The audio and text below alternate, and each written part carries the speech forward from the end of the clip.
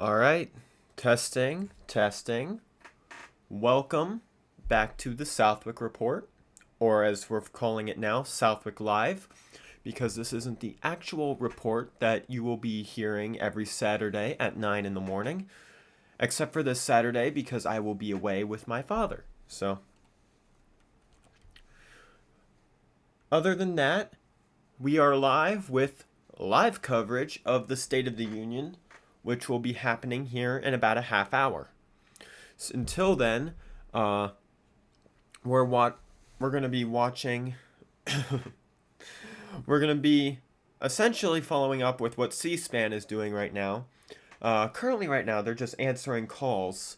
There's also been a rumor recently that Thomas Massie is going to be seating with the Democrats.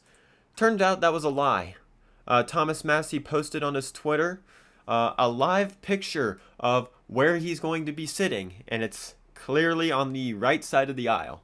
So he is going to be seating with the Republicans. That was never up for question, apparently. And quite frankly, you will be hearing a lot from Thomas Massie in this show because, quite frankly, Thomas Massie is one of the only congressmen who actually has any backbone. I'd say that Rand Paul is also up there, but given how the Senate hasn't really been looked at much recently, he hasn't really gotten much media attention. Massie's been getting most of it. And I will say Marjorie Taylor Greene has definitely had more of a backbone than she had before. I wish she wasn't retiring because she finally stood up for herself, but what can you do? We're currently looking at a live of a line of senators. Hold on a minute, I'm going to move it over. No, we're going to move it to the political one. There we go. We're seeing the line of senators moving over to the House chamber. Oh, shit. Moving over to the House chamber for the State of the Union. We saw Ted Cruz walking through at one point. God, I really do not like that guy.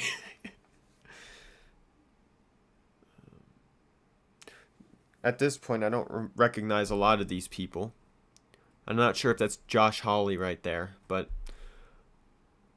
if it is, been a decent fan of his recently. Currently have it muted because right now, as far as I'm aware, there hasn't really been anything major.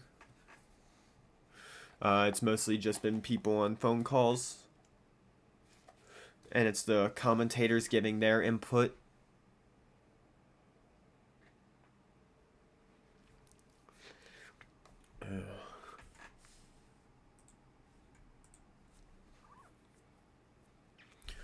Go ahead and post that we're live here on... I'm going to post that we're live on Twitter. We're not live on Twitter, but I'm going to post that we are live, but I'm going to post it to my Twitter. Sorry, my X. I keep forgetting it's X now. So, if you're not following my X, there's a link down in the description, as well as my Instagram. My Instagram, I try to post short videos where I talk about some of the little politics of the time. Oh, Thomas Massie's apparently called out Tony Gonzalez, saying that he needs to resign immediately for the sexual assault scandals that have been going on. Was it sexual assault? Oh, and there's the president. There's Mr. Drumpf there. He's on his way out and is heading to the Capitol.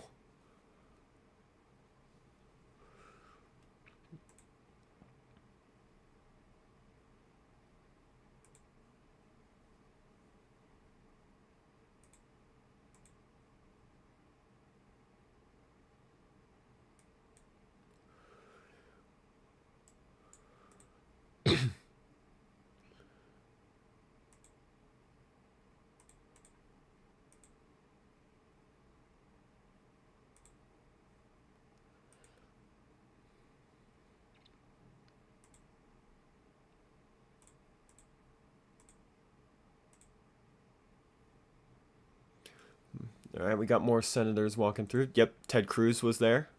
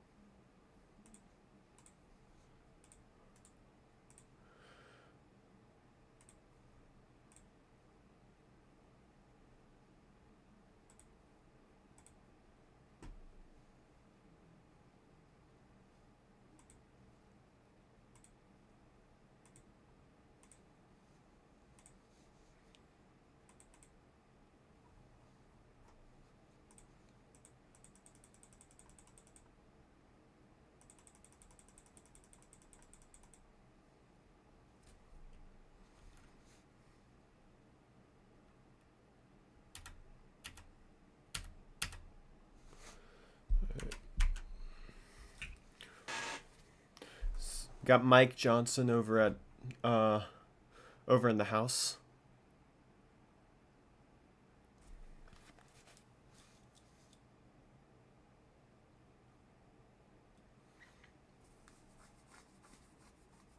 Up, JD Vance has entered the building with Chuck Schumer in the back, and I believe it's the Republican Majority Leader right next to him. I don't remember his name though.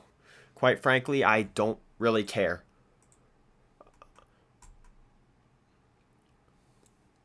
God, JD Vance has kind of disappointed me recently, which I'm not sure why I'm surprised, but I am.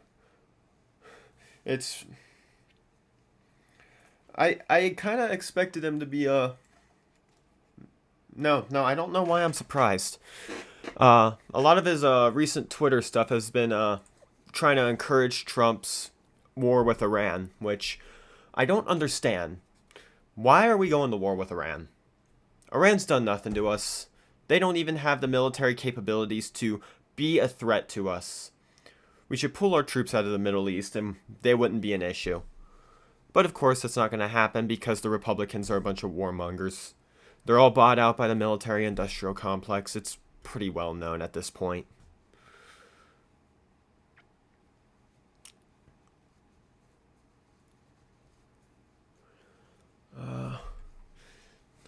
Oh, I still need to get this up on my Instagram.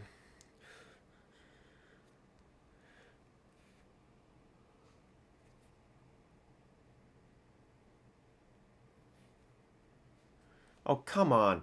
Why is C-SPAN now deciding to lag?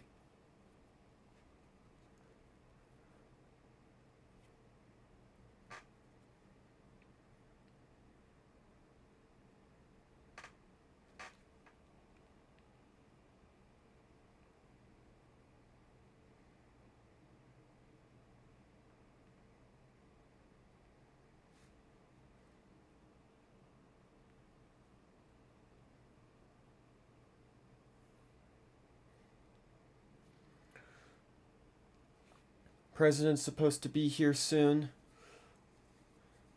It's 8:38 right now, so we'll see what happens.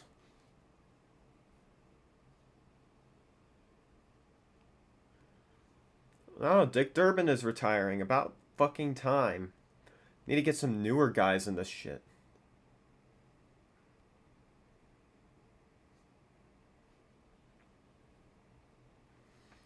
Oh man, I'll go ahead and unmute the commentary. Let you guys listen. I'm sure this is a bit of a homecoming for Vice President Vance, seeing all of his former Senate colleagues that he's built relationships with for years. You also have to wonder what's going through his head of, would this be a State of the Union I'd be delivering one day if he has political aspirations beyond this? I really hope he doesn't have it. I won't vote for him. I voted for the Trump-Pence ticket last time. I immediately regretted it. I liked a lot of the reform, the deregulating they were doing at the start of the presidency. Ever since then, it has not been great. Their foreign policy has kind of drove it down quite a bit. There's been way too much influence from Israel to go into the Middle East and declare more wars without congressional approval, of course. And I wish there was more of a focus on what's going on here and paying off the national debt. Maybe then ending the Federal Reserve and we can finally go back to a gold standard. The speech wasn't necessarily a complimentary thing. Yeah. And a little bit of a hot mic. What's interesting when it's a opposing party who's the House leadership right now, of course, Johnson and Vance have a good relationship. Not recognizing any of these people right now. Would that be a Democrat up there chatting with Vance before this? I'll go ahead and turn down the audio. If you guys want it turned up, let me know. The chemistry or lack thereof. Her and Mike Pence's dynamics up there. Yeah. There's some of the, that looks like the press part. It sits behind the speaker. There's a lot of press in the back. Down at the, yeah, they're behind the president where that clock is. That's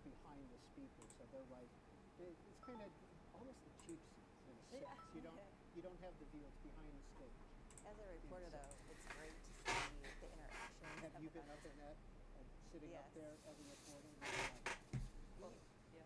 Oh, I was just going to say you can hear a lot, surprisingly. So there's moments there's like arguments on the floor or things that are happening. You can kind of listen closely and hear. But it's great to see them interact with each other.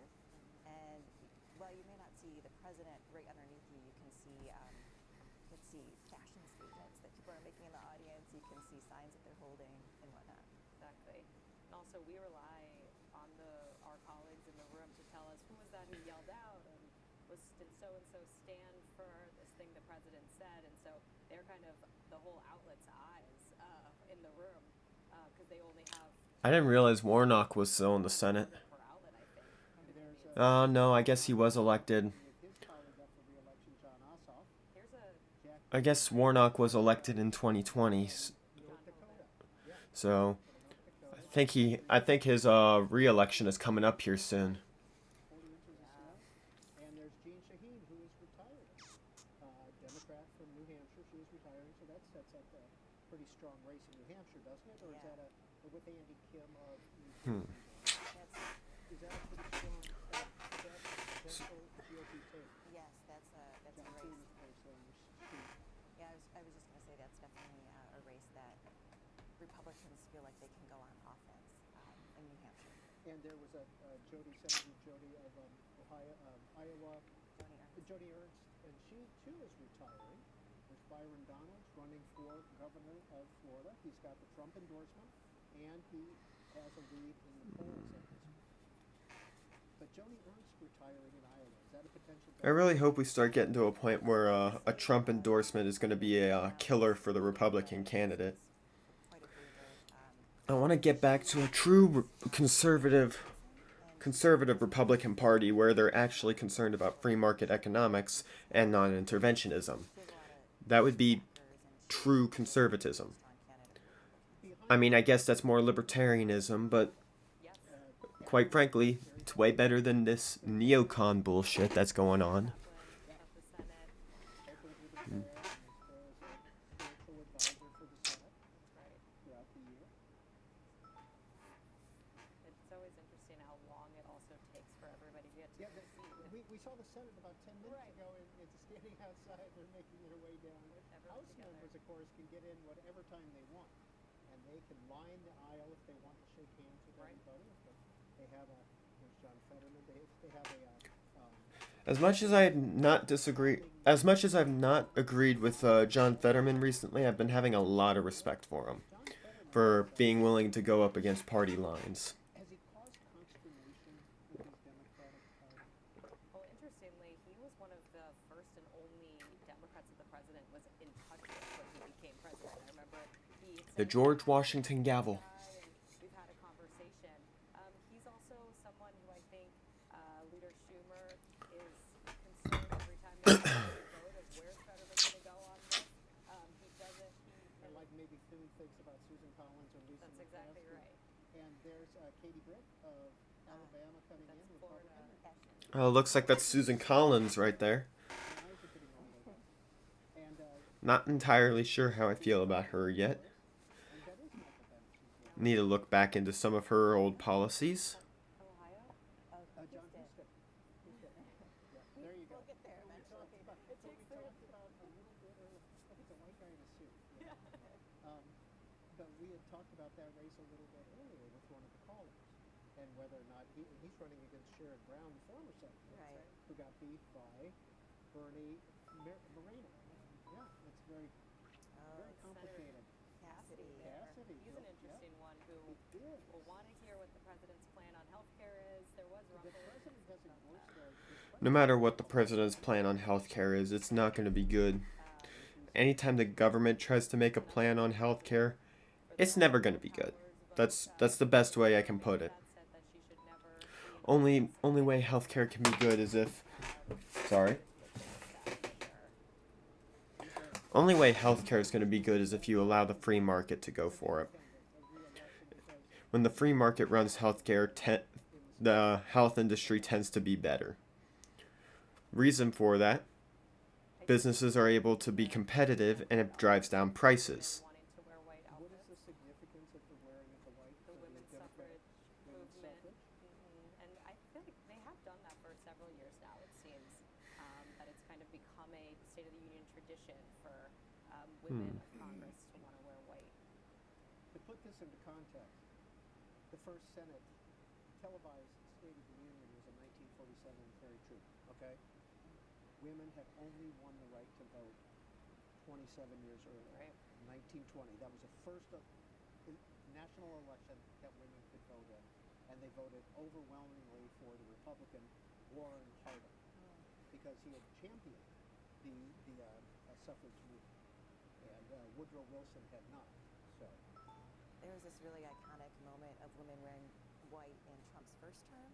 It was after Democrats took back the House and Speaker Pelosi became Speaker all over again. And this was after the 2018 midterms. And the record number of women. So it's kind of already determined that the Democrats will be winning the midterms. I'm wondering who they pick to be Speaker of the House after that. He noted all the women in the audience and the record, and all these women in white stood up and Because Nancy Pelosi's already said she's not doing that.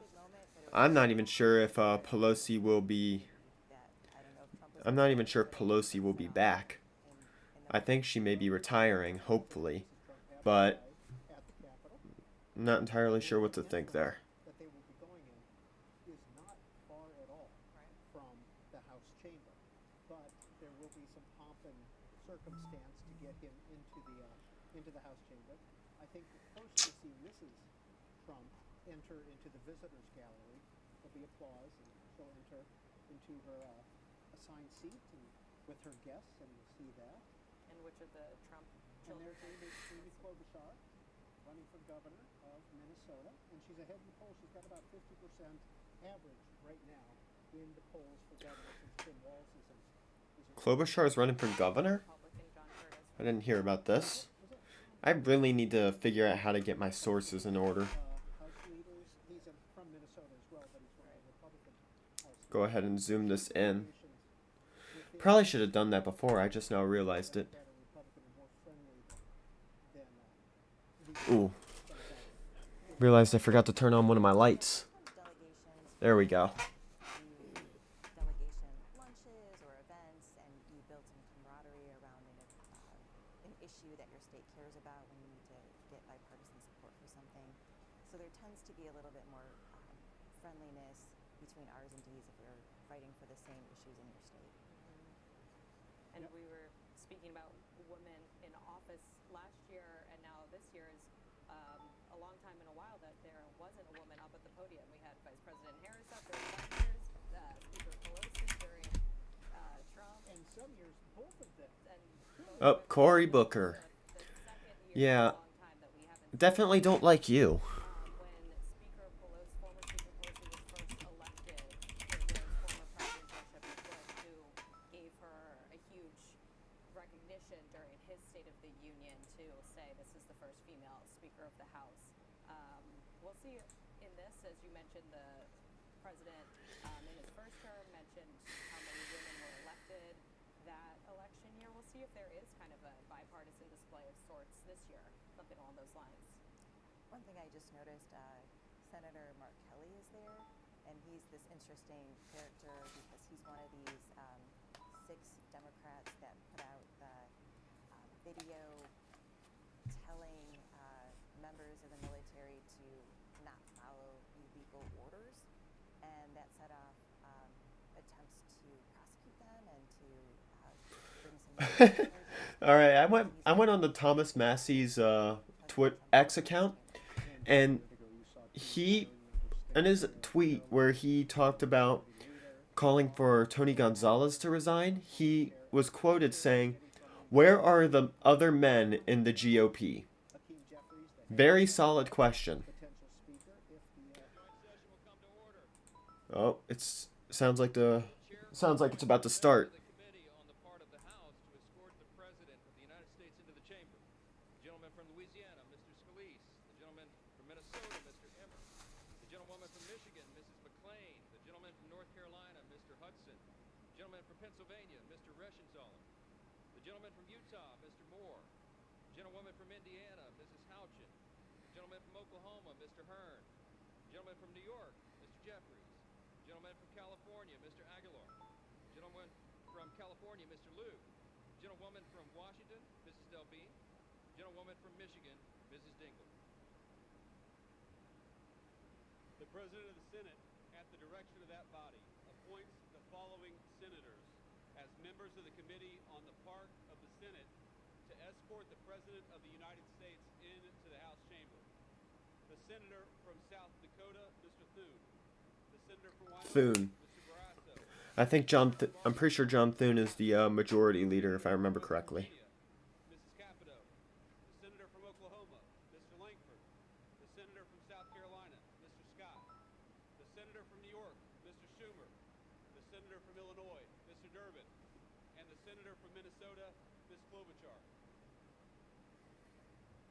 The members of the escort committee will exit the chamber through the lobby doors.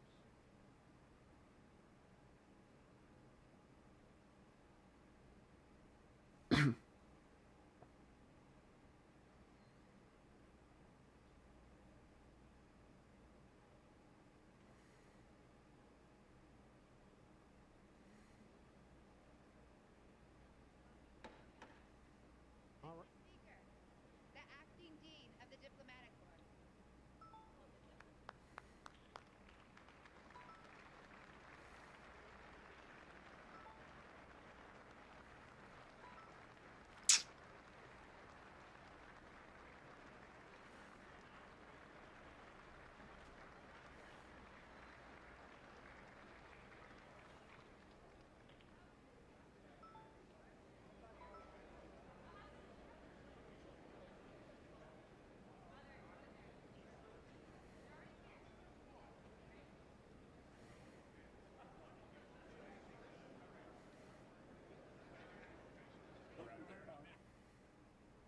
And we are live. The speech and the president should be entering in about 8-10 minutes or so.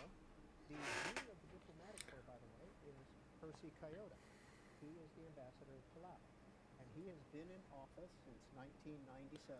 The dean is the longest-serving ambassador in Washington. It's an honorary title, but then many ambassadors will attend this. In just a minute, you'll hear the Supreme Court announced. They are next up. So this should be interesting to see which of the 9 come in. Who do you think will be there? I definitely think Kavanaugh will be there. Justice Kavanaugh, President Trump really sung his praises last week for his dissent to this tariff ruling. He said Justice Kavanaugh's stock is rising. So if I'm putting my money on anyone, it would be Justice Kavanaugh being among the justices there. Yeah. Kavanaugh has really been disappointing after that ruling. It's clear that Kavanaugh essentially said in his dissent that the president should have the ability to bypass Congress to pass tariffs. That is absolutely dangerous and 100% unconstitutional. I don't know how his dissent could even come close to warranting that decision. He'd want to be there as well, although, like we talked about, he sometimes skips these. And there was the dip. Mr. Speaker, the Chief Justice and Associate Justices of the Supreme Court. Now, do all 9 show up or just some?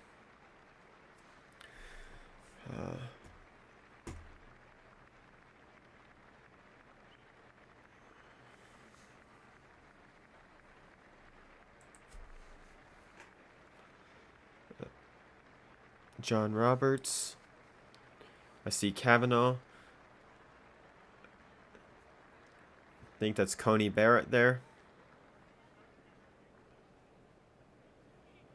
I don't think Justice Gorsuch is there. Such a shame. Gorsuch is one of my favorite justices right now.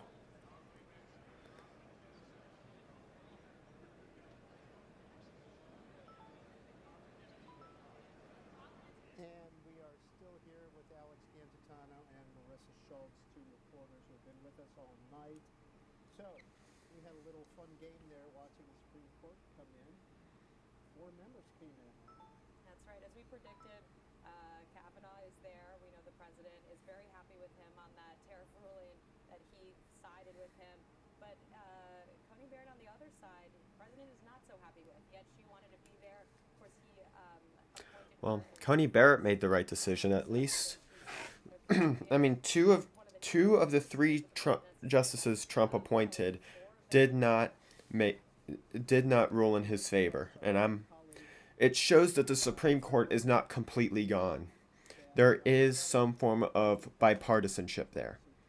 Well, I think you have to wear a Definitely far more than the media will let you know. There is a lot of questions about it. Definitely don't like how every justice has a lifetime term, but as much as I hate it, the Supreme Court's not broken. It is not broken yet, at least. It is definitely more partisan than it should, but it's not broken. before the president. It is now 8:56 here on the East Coast, 8:57. Speech is due to start at 9. We're kind of on time here, but we do have some more to come in. But I would say within 5 minutes of 9 o'clock, somebody will come to the door, the clerk will come to the door, Mr. Speaker, the President of the United States. Let's see if we can hear Mr. Kavanaugh.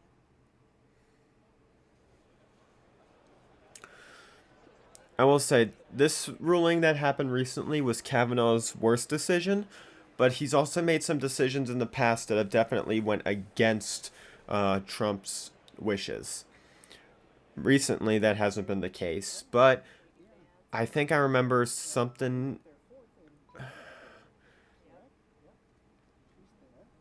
I know for sure Kavanaugh was one of the justices that voted to uphold the 2020 election results, which a little questionable, but when it comes to his second term, I don't remember if there was anything that, I don't know, I can't put a finger on it just yet. Ivanka and Barron. Yeah, that's Barron Trump, the president's youngest son, and Ivanka Trump used to serve in the first administration. What's from Florida? She lives in Florida now, and of course her husband is very active in the Middle East. And I kind of forgot how much Trump's family was involved in the first administration. And with some of the guests that she brought.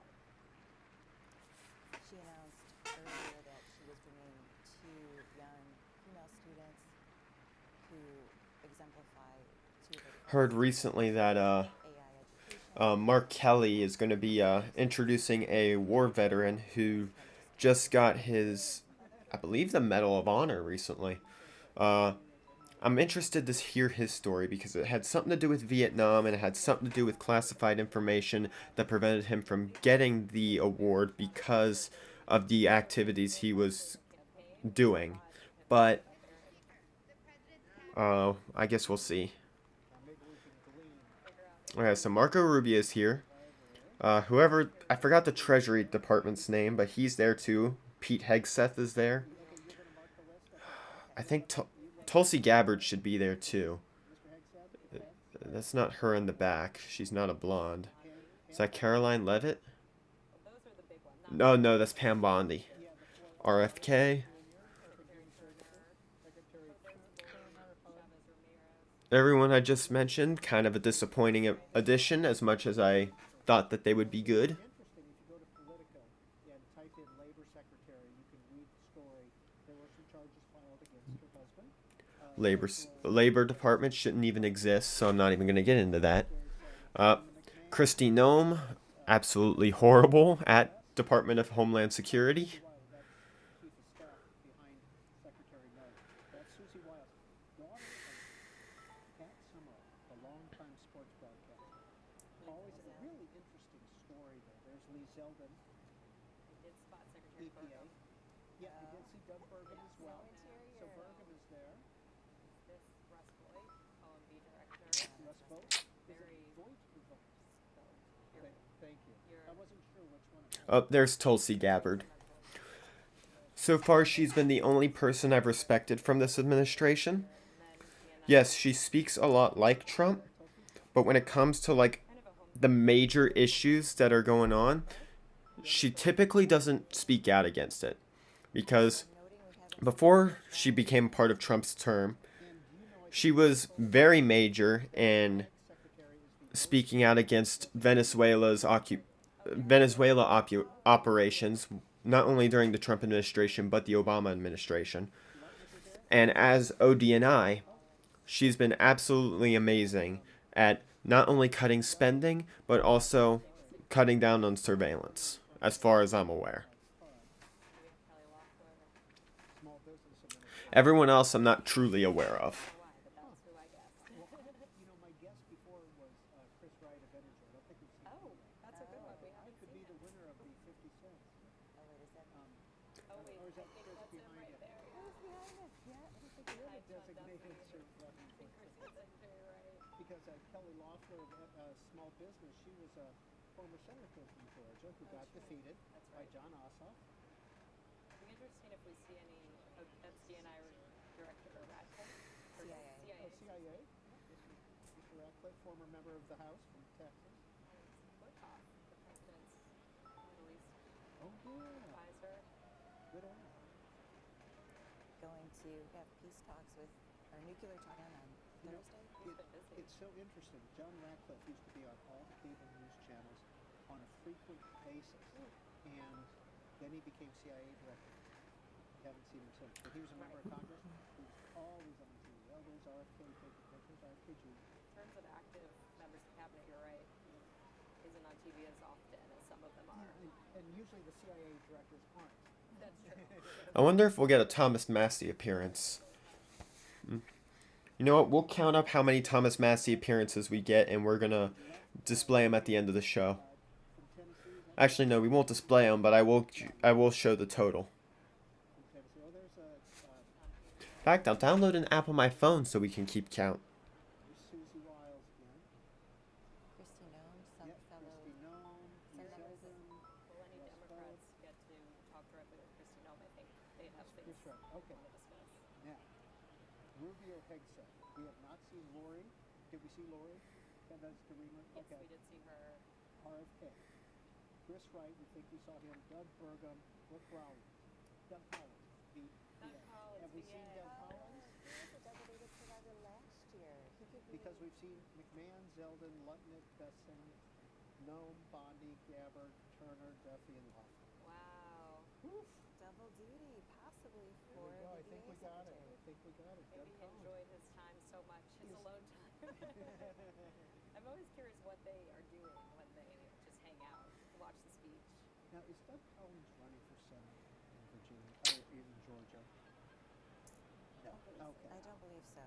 He did Because I know before. there's a Republican primary. That's it. He did before. Yeah. Yes. There is a Republican primary to take on Mr. Ossoff, who's up for re-election. So I don't think that's been decided.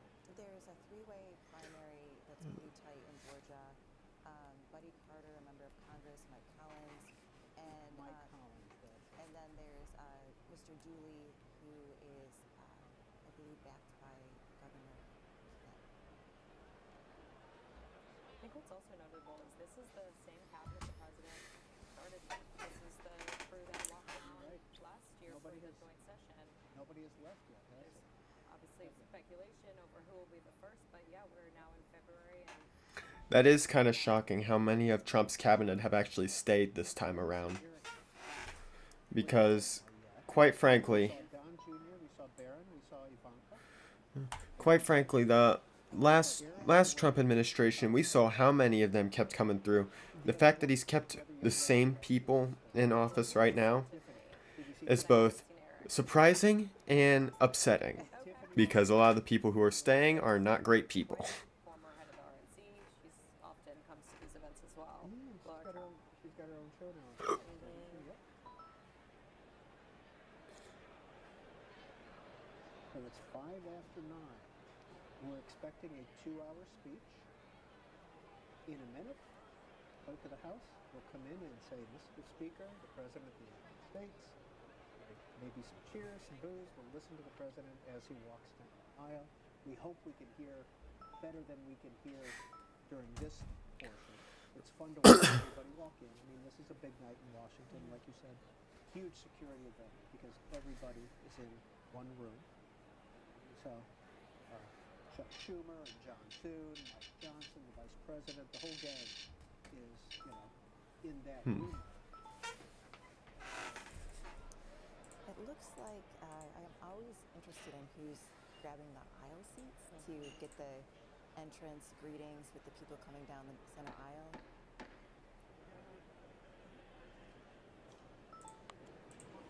Mr. Speaker, the President of the United States.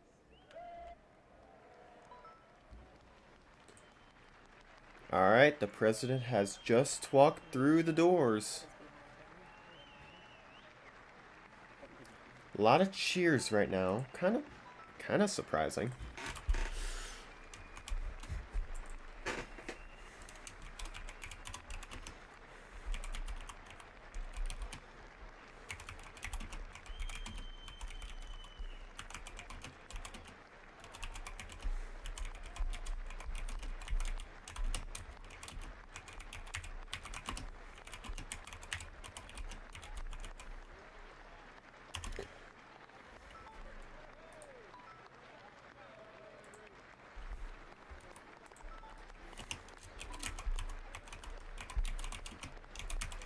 Democrats seem way more restrained right now than they did in the last State of the Union.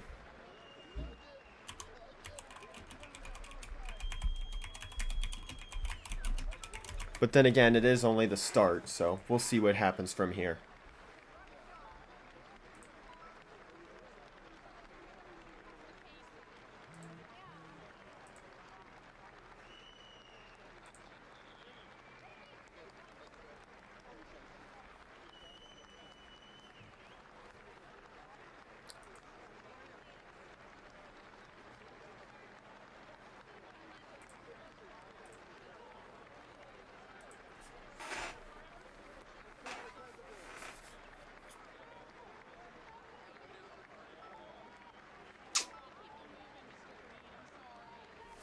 Seems like the cheers have calmed down. It's simply just clapping. Damn, he didn't even smile with his teeth that time. It's usually typical of him. He tried walking away at that point, and the guy literally had to grab his arm just to keep him there so that way he could get a picture.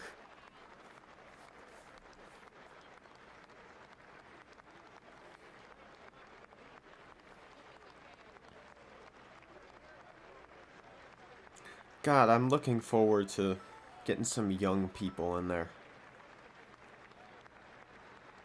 What was that sign back there?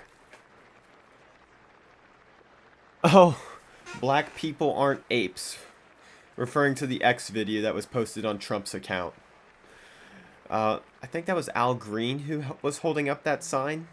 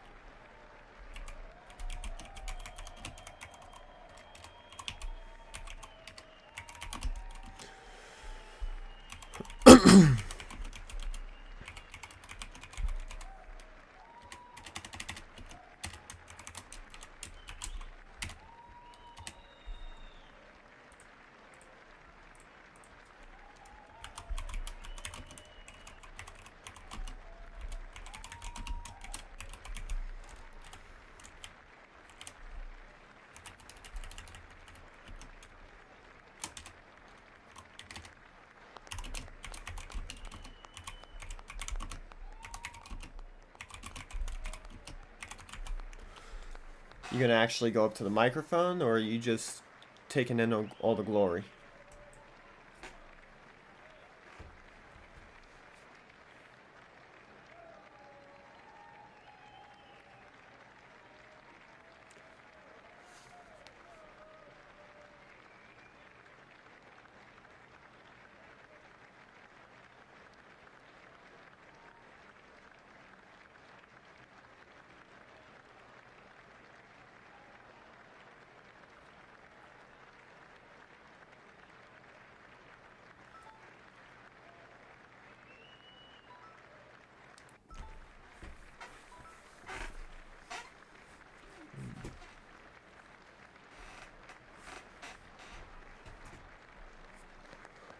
Oh, it looks like he's finally trotting over to the microphone. Members of Congress have the high Oh. privilege and distinct honor of presenting to you the President of the United States.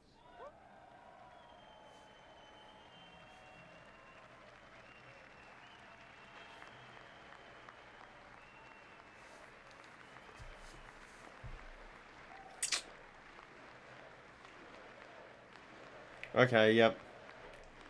Now you see Republicans cheering and Democrats not.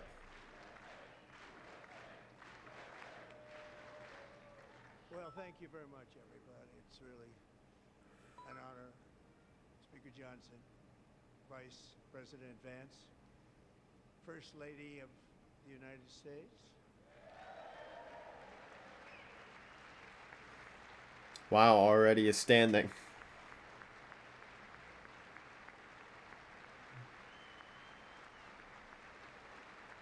God, Barron is tall.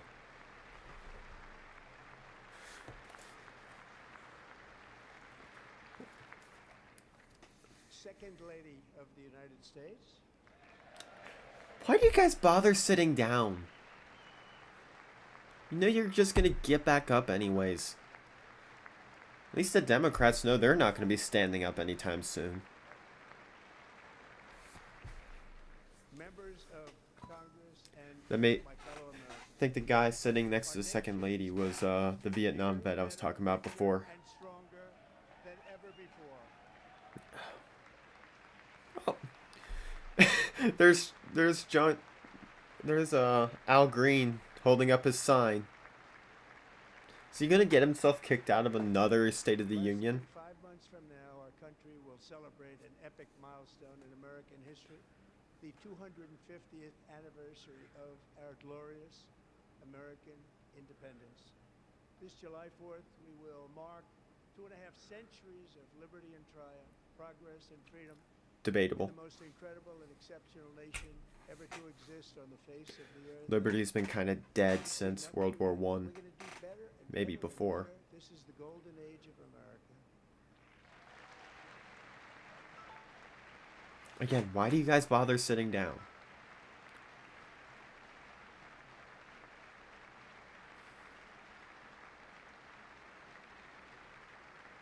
When I last spoke in this chamber 12 months ago, I had just inherited a nation in crisis with a stagnant economy, inflation at record levels, a wide open border, horrendous recruitment for military and police, rampant crime at home, and wars and chaos all over the world. But tonight, after just 1 year, I can say with dignity and pride that we have achieved a transformation like no one has ever seen before, and a turnaround for the ages. It is indeed a turnaround for the ages.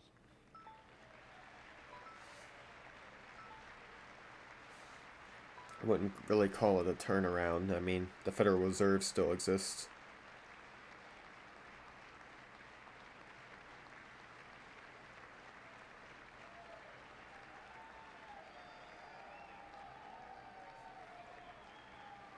And Al Green's already leaving. And there's already confrontations as he's heading out. Jesus Christ. We're not going back. Today our border is secure.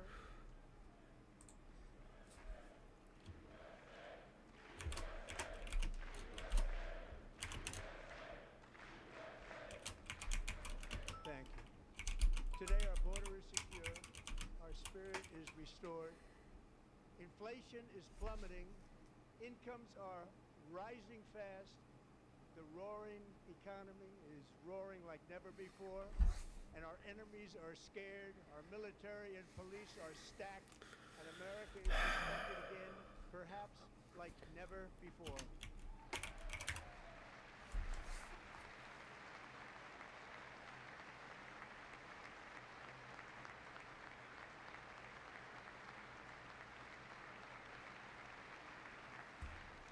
After 4 years, in which millions and millions of illegal aliens poured across our borders totally unvetted and unchecked, we now have the strongest and most secure border in American history by far.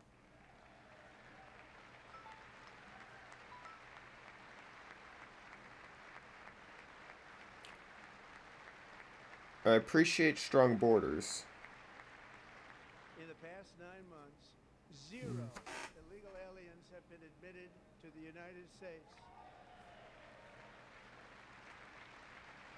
Wait a minute, admitted. You're kind of implying that that means you're no longer allowing legal immigration either. What the fuck is Kristi Noem's face there? But we will always allow people to come in legally, people that will love our country and will work hard to maintain our country.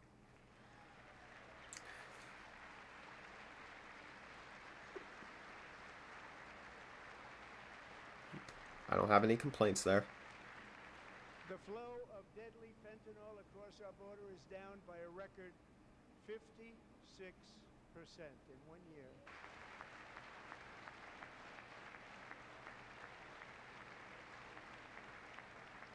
And last year, the murder rate saw its single largest decline in recorded history. This is the biggest decline, think of it, in recorded history, the lowest number Hold on a minute. over 125 years. Year 1900, in fact, substantially before my wonderful father. I had a wonderful father, Fred, before he was born. Substantially before he was born. That's a long time ago. He wouldn't like me to say that, but that's a long time ago. The Biden administration and its allies in Congress gave us the worst inflation in the history of our country. But in 12 months, my administration has driven core inflation down to the lowest. I mean, murder rate's also been going down since the 1990s, so... months of 2025, it was down to 1.7%. Oh, man.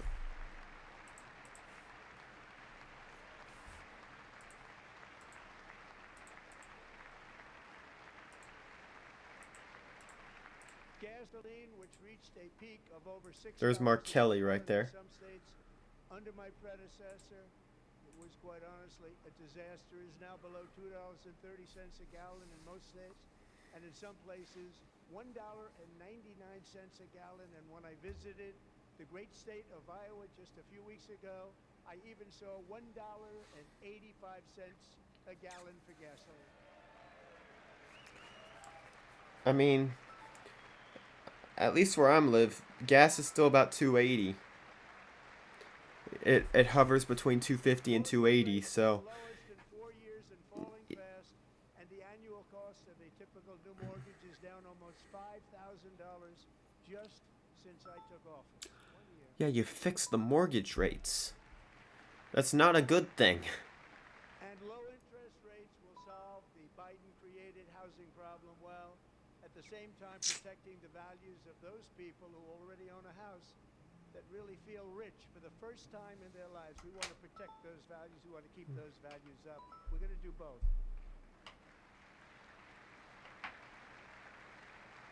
And we are going to keep it that way. The stock market has set 53 all-time record highs since the election. Think of that. 1 year. Boosting pensions, 401ks, and retirement accounts for the millions and millions of Americans. They're all gaining. Everybody's up, way up. In 4 long years, the last administration got less than $1 trillion in new investment in the United States. And when I say less, substantially less. In 12 months, I secured commitments for more than $18 trillion pouring in from all over the globe.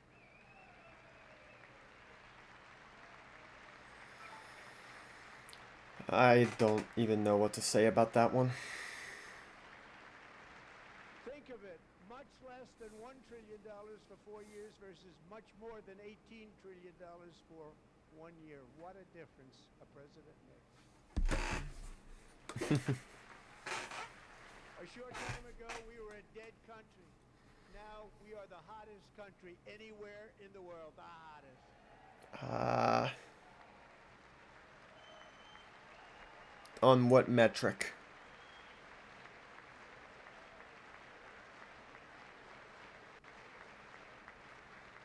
As thousands of new businesses are forming and factories, plants, and laboratories are being built, we have added 70,000 new construction jobs in just a very short period of time. When the president says he's created jobs, it just means he's stolen jobs from the private market and moved it to the public sector. That is all he means by that. Barrels a day, and we just received from our new friend and partner, Venezuela, more than 80 million barrels of oil.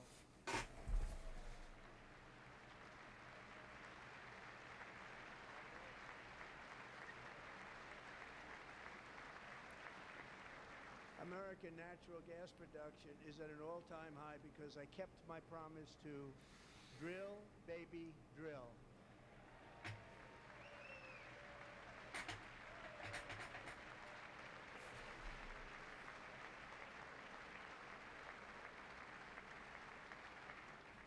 More Americans are working today than at any time in the history of our country. Think about that. Any time in the history of our country, more working today.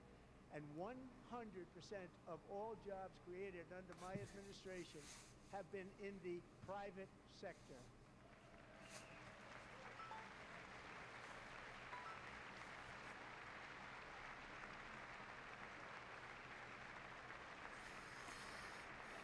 We ended DEI in America.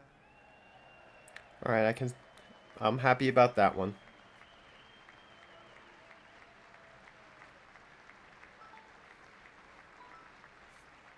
We cut a record number of job-killing regulations, and in 1 year we have lifted 2.4 million Americans, a record, off of food stamps. Okay, glad about the deregulation. I'm not sure how accurate the food stamps one is, but either way, that's still good. And for all of these reasons, I say tonight, members of Congress, the state of our union is strong.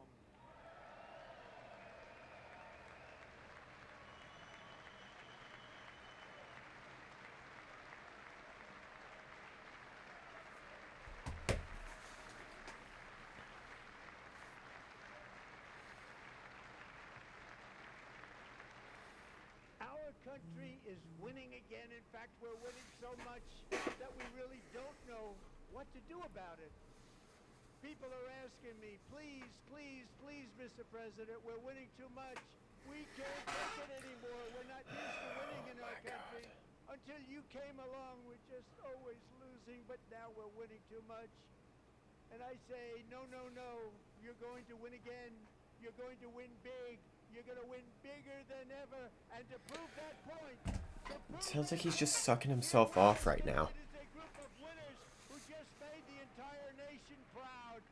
The men's gold medal Olympic hockey team. Come on in.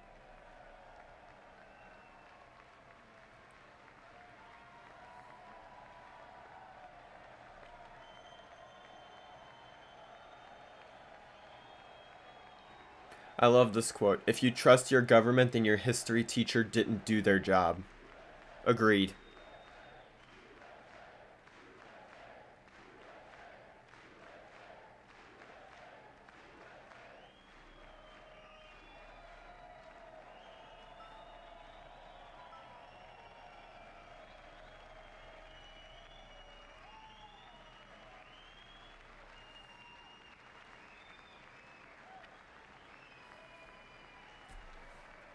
I am happy that the hockey team won. I will admit that. They were the team that beat Canada, right? I can't remember.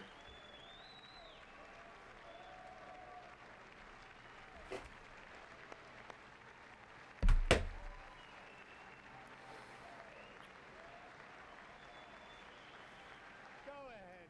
Maybe.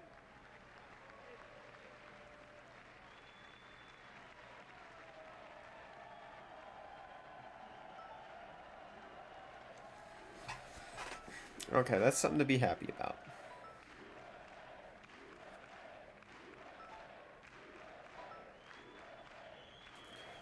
Hey, he even got some Democrats to stand up for that.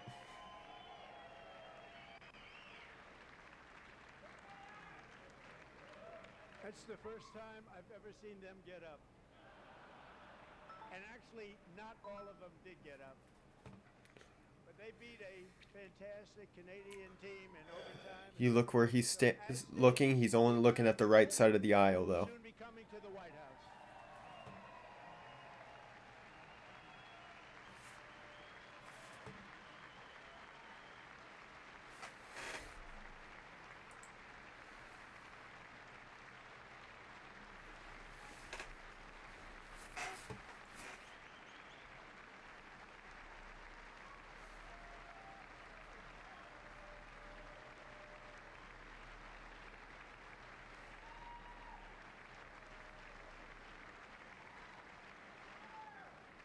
were in the Oval Office before, and I just want to say a second very big congratulations to Team USA. But I have to say that, and I told them this, and we took a vote of the team. I said, anybody votes no, I'm not doing it.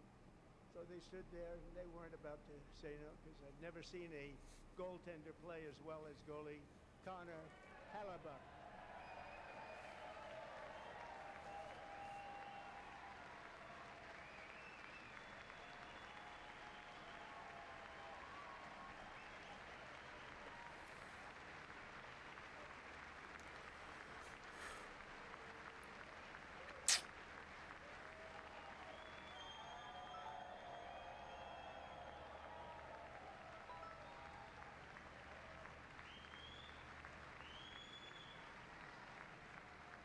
Think of it, 46 shots on goal, and I asked him, the one shot, the one where you put your stick in the back and it hit the neck of your stick and bounced off. You practiced that, or was that a little lucky? He refused to answer that question. But I just want to tell you that the members of this great hockey squad will be very happy to hear, based on their vote and my vote, and in this case my vote was more important, that I will soon be presenting Connor with our highest civilian honor, which we will be given and which has been given to many athletes over the years. But when I say many, not too many, like 12, it's called the highest civilian honor in our country, the Presidential Medal of Freedom.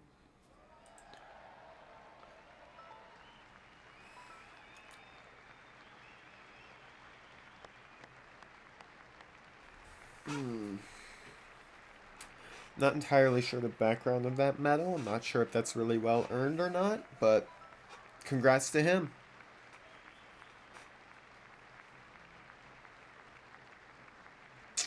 Great athletes have gotten that, very great, the best, and I thought he deserved it. And I did take a vote, every single one of them. I said, I'm not giving it if anybody goes no, and every single one of them rapidly put up their hand. So I want to thank you all. What a special job you did. What special champions you are. Thank you very much.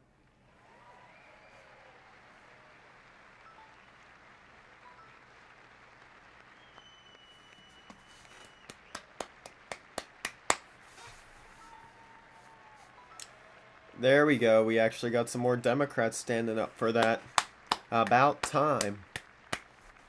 I'm also pleased to say that the next time the Olympic torch is lit, it will be here in America for the 2028 Olympics, and it's the summer version right in Los Angeles. We're going to do a good job in Los Angeles. You actually complimented Los Angeles. That got some Democrats to stand. Oh my God, how many times? I think that's like 3, maybe 4 now that the Democrats have been able to stand up for Trump. This is going to be safe, just like Washington, D.C. is now one of the safest cities in the country. Yeah, I'm not sure if you really want to be bragging about how you got that. And this year, and I must say I got them both. Got them in the first term. I was disappointed because I didn't think I'd be the president when this happened. But strange things took place. And now I've got them because I got the Olympics and I got the 2026 FIFA World Cup. And I wanted to claim the 250th, but I didn't get away with that one. I couldn't claim that one for myself. But we're getting the World Cup, so we have the World Cup and the Olympics coming, and that is exciting news.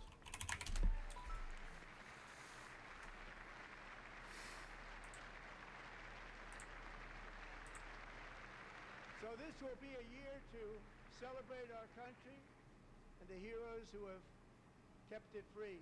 Men like Buddy Taggart.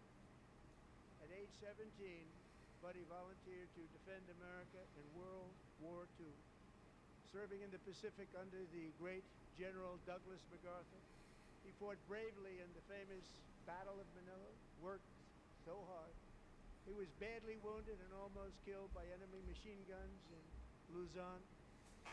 And 81 years ago this month, he liberated the largest internment camp in the Philippines, one of the largest anywhere in the world. Buddy earned many honors, including a Purple Heart and a Bronze Star, came home, started a family, and tonight he is in the gallery looking forward to July 4th, 2026, his 100th birthday.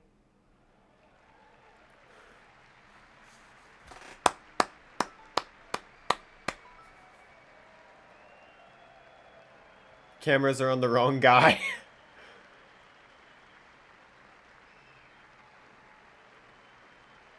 World War II veteran. Gotta love it.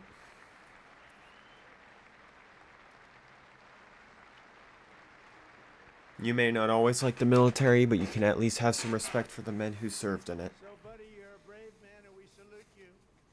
Even in times of challenge, setback, and immense heartache, the spirit of 1776 has always shone through very brightly. It was July 4th of last year when floodwaters tore through a girls' summer camp in Central Texas. One of the worst things I've ever seen. I was there. Rising 26 feet in the matter of minutes, tragically claiming many, many lives. You all remember that one. As the waters threatened to sweep her away, 11-year-old Millie Kate McClamen closed her eyes and prayed to God. She thought she was going to die. Those prayers were answered when Coast Guard rescue swimmer Scott Ruskin descended from a helicopter above. Nobody knew where he came from. It was Scott's first ever rescue mission. Young guy, very brave, very, very top, always top in his class. And he lifted not just Millie Kate, but 164 others to safety.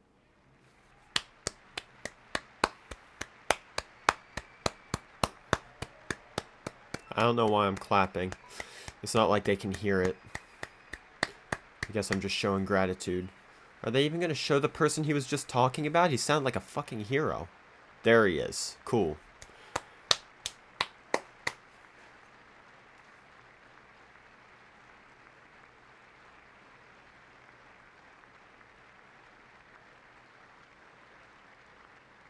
People watched Scott from a distance, and they couldn't believe what they were seeing. The winds were blowing, the rain was pouring, everything was going, and that rapid water, nobody's ever seen anything like it. They said, wow, that's something.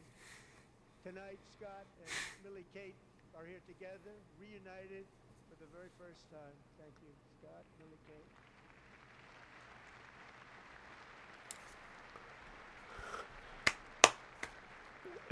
Standing up again. What the hell? At some point, all the standing up becomes a little unnecessary.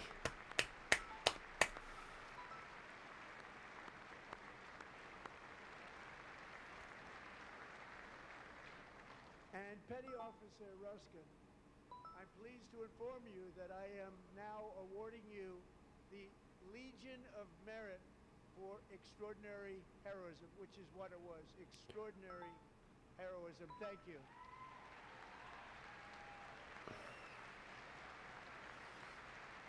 I need to look up what that is. I got a lot of research to do when I get back. And I'd like to have the military aid to please come down and take care of the service. Military aid, thank you very much. Take care of that very important service. Thank you very much. From 1776 to today, every generation of Americans has stepped forward to defend life, liberty, and the pursuit of happiness. And they're really doing it for the next generation. But now it's our turn. Together we're building a nation where every child has the chance to reach higher and go further, where government answers to the people, not the powerful, and where the interests of hardworking American citizens are always our first and ultimate concern. That is the debt we owe to the heroes who came before us, and that is the promise we must keep to America for our 250th year. Last year I urged this Congress... Keep in mind, though, this is the same president who's trying to send all of our servicemen over to Iran for no reason. Majorities delivered so beautifully. Thank you, Republicans. I don't know who this woman is right here, but kind of weird that she's one of the few people on the right side, on the left side of the aisle actually standing. All Democrats, every single one of them, voted against these really important and very necessary massive tax cuts. Well, that got some cheers. They wanted large-scale tax increases to hurt the people instead. But we held strong, and with the great, big, beautiful bill, we gave you no tax on tips, no tax on overtime, and no tax on Social Security for our great seniors. I mean, you could have done it without the debt ceiling, and maybe we would have actually been happy.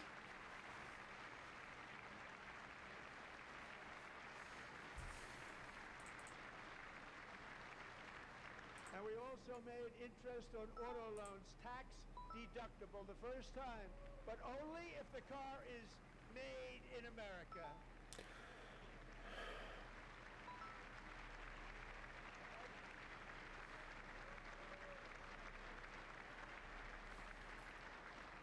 Recently in Pennsylvania, I met Megan Hemhauser, a devoted mom who's homeschools her children, beautiful, 2 children, during the day while waiting tables at night as her husband works overtime operating very heavy equipment. Megan is here this evening and she's happy to tell you that she is so much richer because with no tax on tips, no tax on overtime, and our expanded child tax credit done again by Republicans, Megan and her husband will take home more than $5,000 extra just for the year, cutting her tax bill in more than half.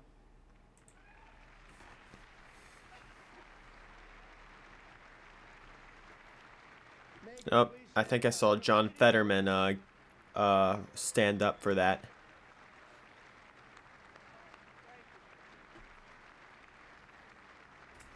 Thank you, Megan. We're fighting for you, Megan. Under our bill, parents like Megan can also activate their children's brand new Trump accounts. And I didn't name it. Trump accounts? I did not name that. Trump accounts. What the fuck is that? Nobody believes me, but I did not name it. It's named by a very tall man. He's right there in the third row. Nice man, a good man. Tax-free investment accounts for every American child. This is something that's so special and has taken off and gone through the roof. Millions will be pre-funded courtesy of the U.S. Treasury and private individuals like I mean, it's fine, but really you should start making more savings accounts tax-free. Better yet, maybe stop taxing people's savings and taxing their income. Really, the only tax I'm ultimately a fan of is sales tax, because at least that's more of an indirect tax. You're not stealing it from my You're not stealing the tax from my income. Well, I just sat on my dorm in school, and I made computers, and I'd sell them to people. And I just kept selling and selling and selling, and pretty amazing story. That's called the American dream. He sold a lot of computers, a lot of those laptops. So I congratulate him on that, but I really thank him and Susan, as well as others like Brad Gerstner, a very tremendous guy. He was behind it right from the beginning. Brad Gerstner. Thank you, Brad.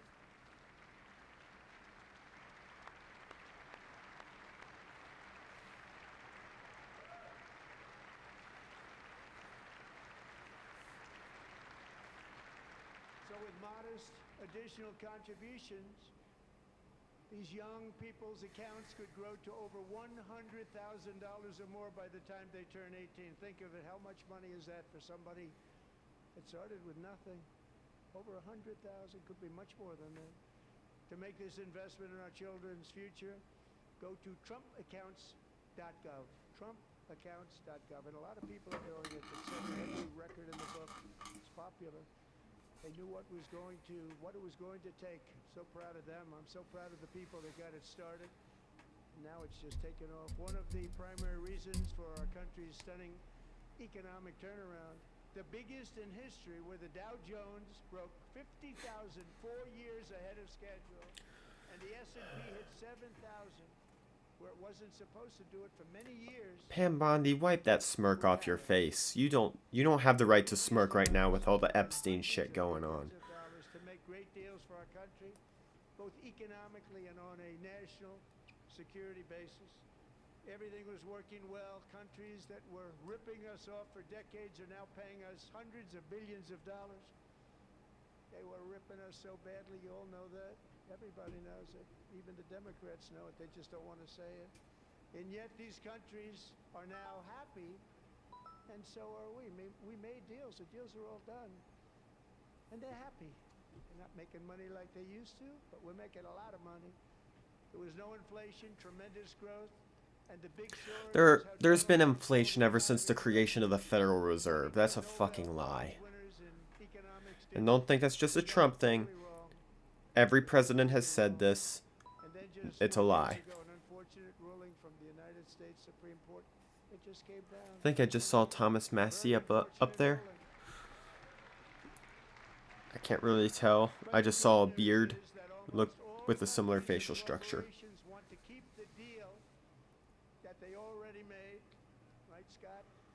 Knowing that the legal power that I, as president, have to make a new deal could be far worse for them, and therefore they will continue to work along the same successful path that we had negotiated before the Supreme Court's unfortunate involvement.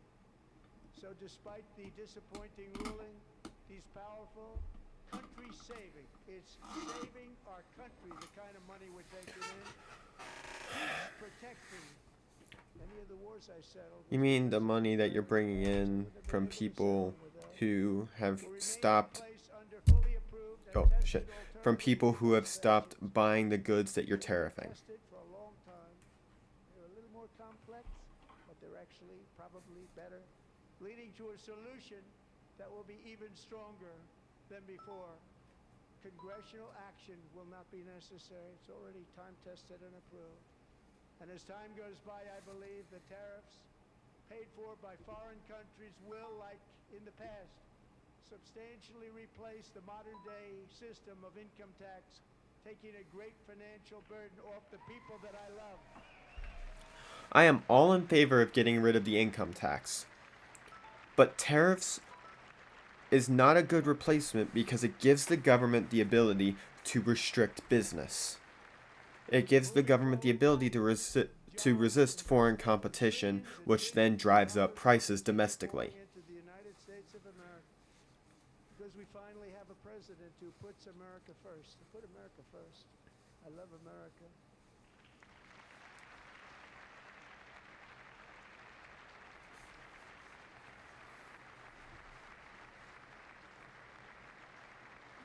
I'm all in favor of tariffs for national security purposes. Like if a company from China is trying to come in and is trying to sell weapons to the United States, I'm okay tariffing that. I'm also in favor of tariffing chips from other countries. But he's talking global. He's talking reciprocal tariffs across the entire market, not specific industries. From mental institutions, they were murderers. 11,888 murders. They came into our country. You allowed that to happen. And record-setting inflation. Mark Kelly. I will say, if he does run for president as a Democrat, I may consider voting for him. Now the same people in this chamber who voted for those disasters. I don't think he'll win the nomination. Most likely it's going to be AOC, but... Somebody gave it to him, knowing full well that they caused and created the increased prices that all of our citizens had to endure. You caused that problem. You caused that problem.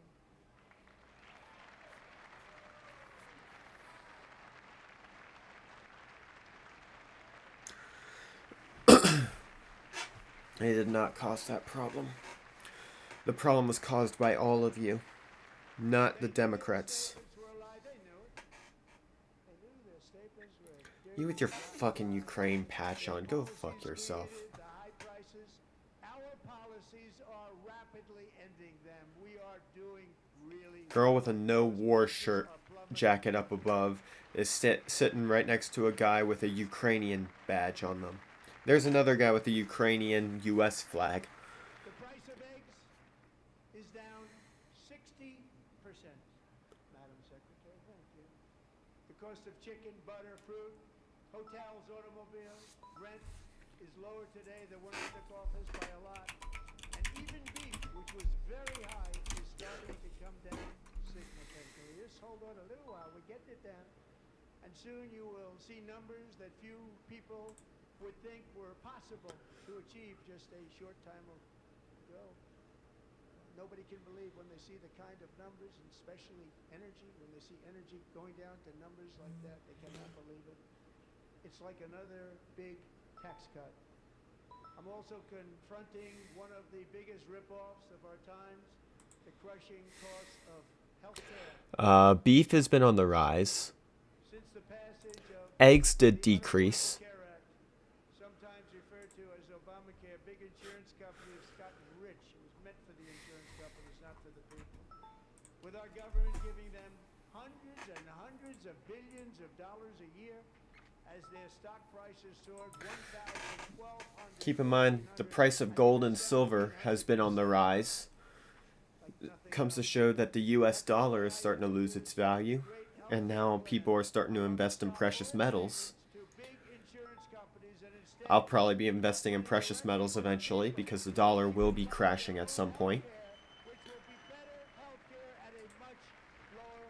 Oh, I didn't even hear what he said about healthcare. It's probably not good, but...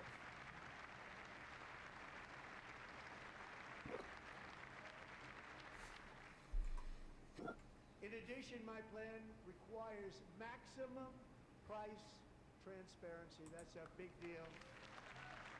Sounds so simple, so big.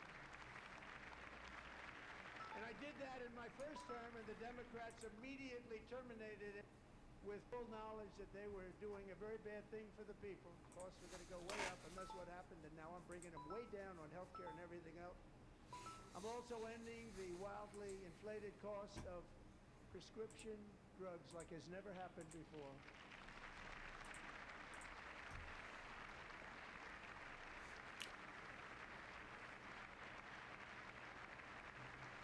Other presidents tried to do it, but they never could. They tried. Most didn't try, actually. But they tried. They said they tried. They couldn't do it. They didn't even come close. They were all talk and no action, but I got it done. Under my just enacted most favored nation agreements, Americans who have for decades paid by far the highest prices of any nation anywhere in the world for prescription drugs will now pay the lowest price anywhere in the world for drugs. Anywhere. The lowest price.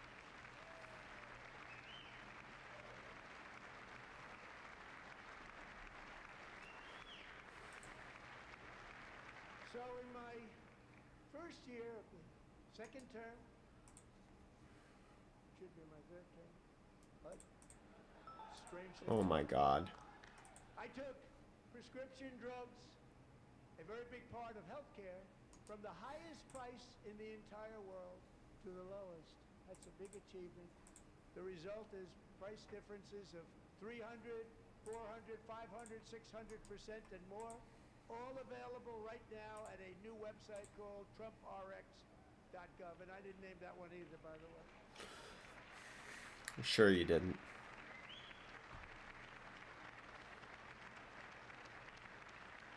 And here tonight is the very first customer ever to get that big discount, and it is big. Catherine Rayner. For 5 years, she and her husband have struggled with infertility, and they turned to IVF. One drug has been costing Catherine $4,000 to purchase. But a few weeks ago, she logged onto the TrumpRx website and got that same drug that cost $4,000 under $500, a reduction of much more, actually, than $3,500. Catherine, we are all praying for you, and you're going to be a great mom.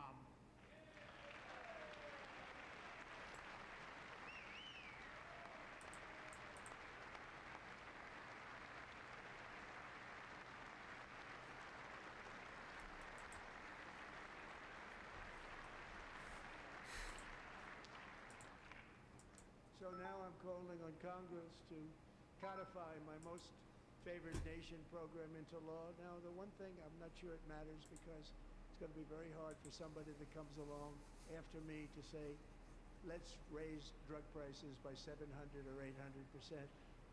But John and Mike, if you don't mind, codify it anyway. They may do it. Codify it anyway. Thank you. Many Americans are also concerned that energy demand from AI data centers could unfairly drive up their electric utility bills. Tonight, I'm pleased to announce that I have negotiated the new Ratepayer Protection Pledge. You know what that is? We're telling the major tech companies that they have the obligation to provide for their own power needs. They can build their own power plants as part of their factory so that no one's prices will go up. And in many cases, prices of electricity will go down for the community and very substantially down. This is a unique strategy never used. Oh my God, what is that face? You look creepy. It could never handle the kind of numbers, the amount of electricity that's needed. So I'm telling them they can build their own plant. They're going to produce their own electricity. Worst part is that AI data centers are not needed. AI is a massive scam, and it provides no benefit to the American economy. It provides no benefit to business, and doesn't even do what it is promising to do. Hate to say it. Actually, no I don't, because I fucking hate AI. AI does not deserve the attention it is getting. And it's also the reason why it's so expensive to build a computer right now. Paid all cash and turned those houses into rentals, stealing away her American dream. She was devastated. Stories like this are why last month I signed executive order to ban large Wall Street investment firms from buying up in the thousands single-family homes.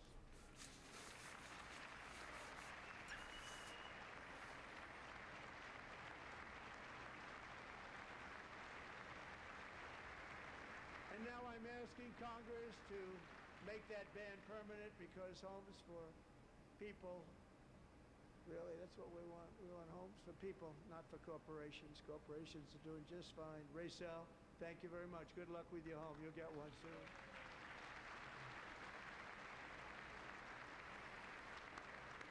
Yet you're also trying to increase the value of housing as well to make it more expensive. To make it easier for Americans to save for retirement. And under this administration, we will always protect Social Security and Medicare. They are not protecting it for our seniors. We will always protect Social Security, Medicare. That's not a good thing. You need to get rid of both of them. They're the main reason our debt keeps going up. And you need to start encouraging people to save young and spend old. It's a lot of money. Millions and millions of people, because the stock market has done so well, setting all those records. The 401ks are way up. Yet half of The stock market is not a sign of economic success. Just look at the price of gold. an employer. To remedy this gross disparity, I'm announcing that next year my administration will give these oft-forgotten American workers, great people, people that built our country, access to the same type of retirement plan offered to every federal worker. We will match your contribution with up to $1,000 each year. Is Elizabeth Warren trying to look behind someone? Americans can profit from a rising stock market. Let's also ensure that members of Congress cannot corruptly profit from using insider information. I mean, it's a good step. Maybe pass Josh Hawley's bill and maybe it would actually work. Hey, at least he got some on both sides this time. Even Elizabeth Warren is applauding. And he's actually looking over at the left side as well. I can't believe it. Did Nancy Pelosi stand up if she's here? Doubt it. the Stop Insider Trading Act without delay.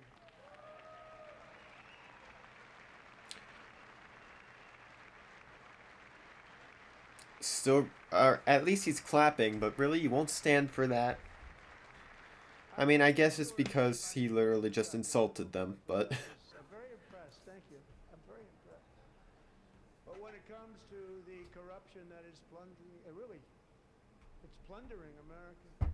There's been no more stunning example than Minnesota, where members of the Somali community have pillaged an estimated $19 billion from the American taxpayer. Oh, we have all the information. And in actuality, the number is much higher than that. And California, Massachusetts, Maine, and many other states are even worse. This is the kind of corruption that shreds the fabric of a nation, and we are working on it like you wouldn't believe. So tonight, although started 4 months ago, I am officially announcing the war on fraud to be led by our great Vice President J.D. Vance. The war on fraud. And of course you cut to that bitch. The neocons just love war, apparently.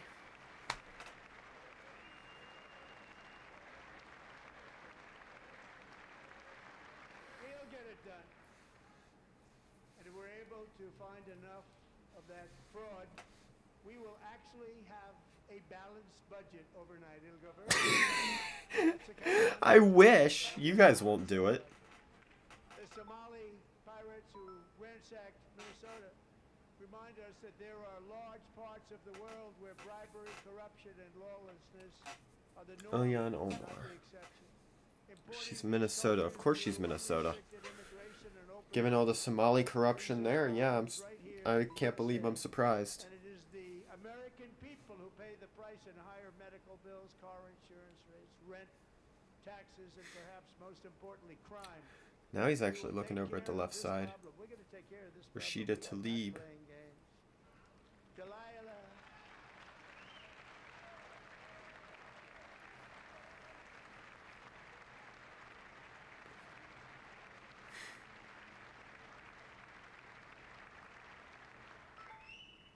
Delilah Colton was only 5 years old in June 2024 when a 18-wheel tractor trailer plowed into her stopped car traveling at 60 miles an hour or more. The driver was an illegal alien let in by Joe Biden and given a commercial driver's license by open borders politicians in California. Doctors said Delilah would never be able to walk or talk, have a good life. She wouldn't even be able to eat again. But against all odds, she is now in the first grade learning to walk. And she's here this evening with her dad, Marcus, a fantastic man. Delilah, please, you are a great inspiration. Please stand up.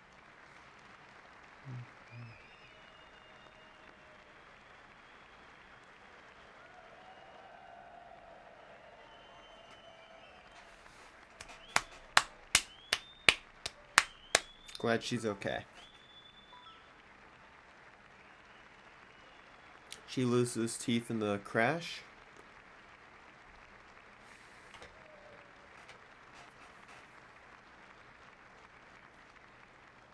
Thank you, Delilah. Many, if not most, illegal aliens do not speak English and cannot read even the most basic road signs as to direction, speed, danger, or location. That's why tonight I'm calling on Congress to pass what we will call the Delilah Law, barring any state from granting commercial driver's licenses to illegal aliens.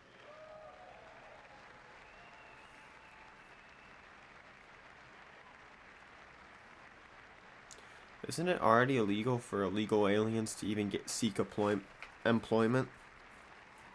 yesterday, Please, someone correct me on that. I hosted a ceremony with Americans who lost their treasured loved ones to the scourge of illegal immigration. People came into our country, how we allowed this to happen with our open borders. These are the angel moms and families that for decades our government betrayed and our media totally ignored. It was terrible. Hard to believe, actually. In 2023, a 16-year-old high school cheerleader named Elizabeth Medina was supposed to perform in her town's Christmas parade, but she never arrived. Her mother, Jacqueline, went home to look for her, and she found her lying dead in a bathtub, bleeding profusely after being stabbed 25 times. Elizabeth's killer was a previously arrested illegal alien who had broken in and brutally extinguished the brightest light in her family's life, violently and viciously. Her heartbroken mother is in the gallery to remind everyone in this chamber exactly why we are deporting illegal alien criminals to our country at record numbers. We're getting them the hell out of here fast. We don't want them.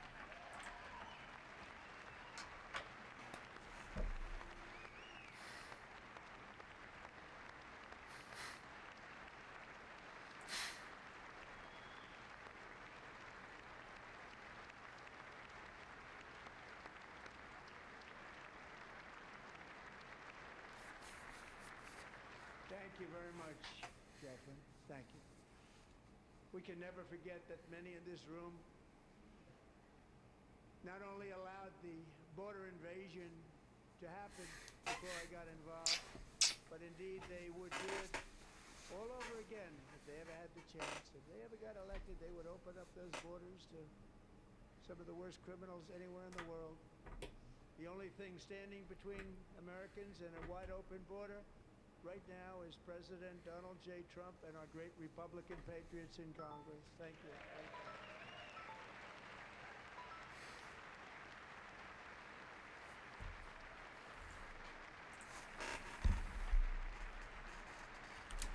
As we speak, Democrats in this chamber have cut off all funding for the Department of Homeland Security. It's all cut off. It's all cut off. They have instituted another Democrat shutdown, the first one costing us 2 points on GDP. 2 points we lost on GDP, which probably made them quite happy, actually. Now they have closed the agency responsible for protecting Americans from terrorists and murderers. Tonight I'm demanding the full and immediate restoration of all funding for the border security, homeland security of the United States, and also for helping people clean up their snow. We have no money because of the Democrats, and it would be nice. I'd love to give you a hand at cleaning it up, but you gave no money. Nobody's getting paid. It's a shame. So you have to think about it. We have, in case you didn't know, pretty large snowstorm out there. One of the great things about the State of the Union is how it gives Americans the chance to see clearly what their representatives really believe. So tonight I'm inviting every legislator to join with my administration in reaffirming a fundamental principle. If you agree with this statement, then stand up and show your support. The first duty of the American government is to protect American citizens, not illegal aliens.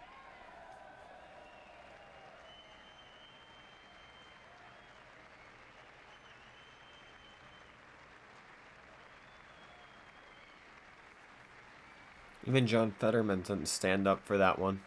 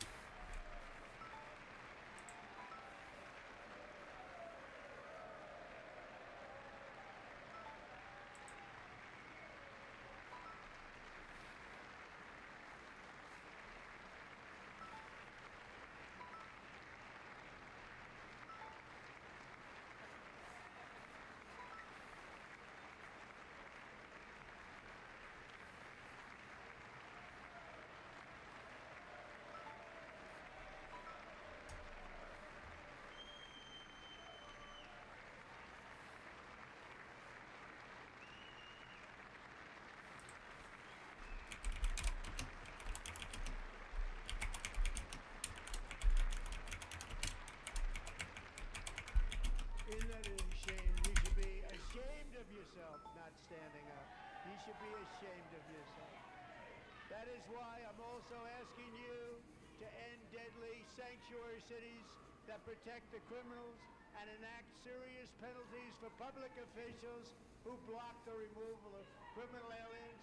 In many cases, drug lords, murderers all over our country, they're blocking the removal of these people out of our Oh my country. God. You should be ashamed of yourself.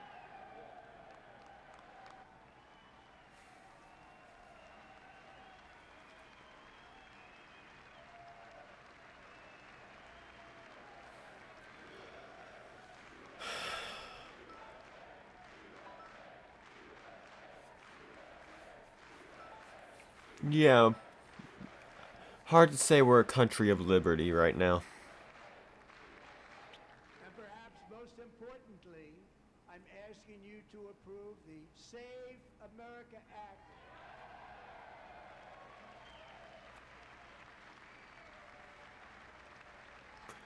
If I remember correctly, this is the one about voter ID. Illegal aliens and others who are unpermitted persons from voting in our sacred Yep. American elections. Not going to solve anything, but you should be required to show an ID to go into an election booth. Simple.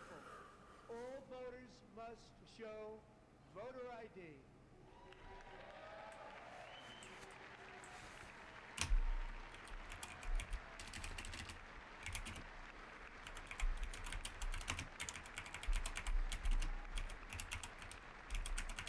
All voters must show proof of citizenship in order to vote.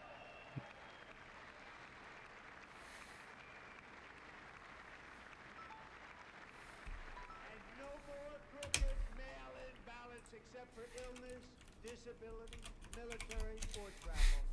None. And this should be an easy one. And by the way, it's polling at 89%, including Democrats. 89%.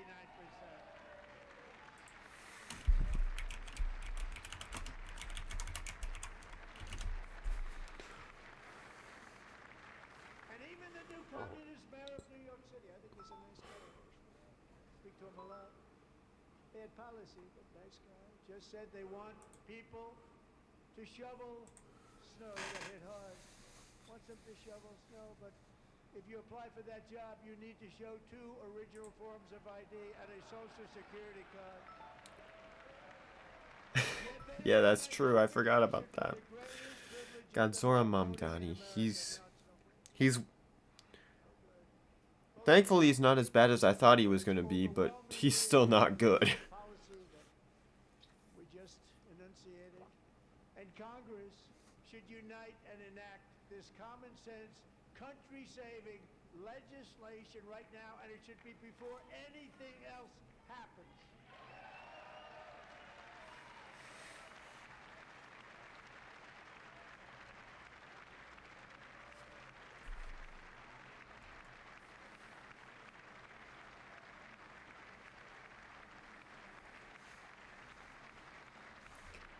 Apparently, Brandon Herrera got a cease and desist letter from the president. Why would anybody not want voter ID? One reason, because they want to cheat. There's only one reason. They make up all excuses. They say it's racist. They come up with things. You almost say, what imagination they have. They want to cheat. They have cheated. And their policy is so bad that the only way they can get elected is to cheat. And we're going to stop it. We have to stop it, John.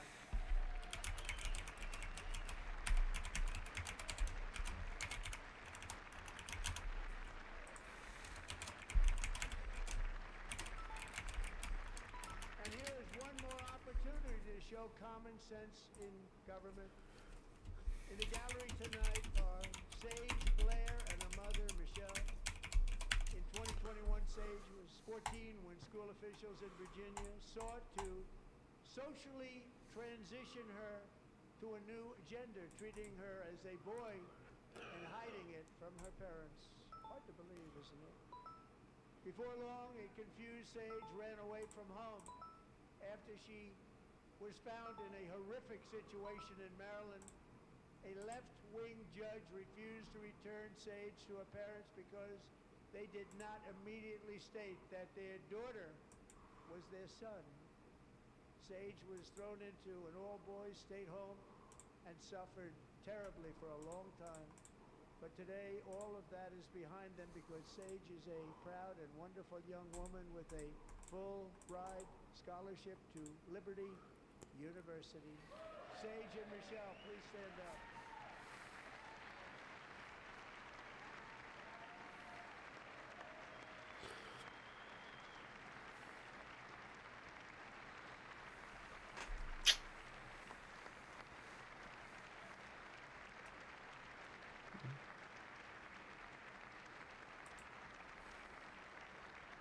Thank you for your great bravery. And who can believe that we're even speaking about things like this? 15 years ago, if somebody was up here and said that, they'd say, what's wrong with him? But now we have to say it because it's going on all over numerous states without even telling the parents. But surely we can all agree no state can be allowed to rip children from their parents' arms and transition them to a new gender against the parents' will. Who would believe that we're even talking about it? We must ban it, and we must ban it immediately.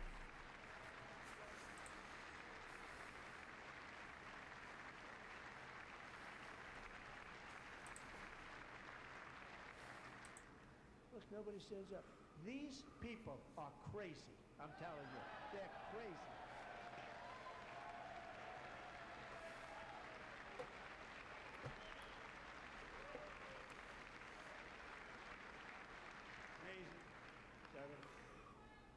Boy, oh boy. We're lucky we have a country. With people like this, Democrats are destroying our country, but we've stopped it just in the nick of time, didn't we?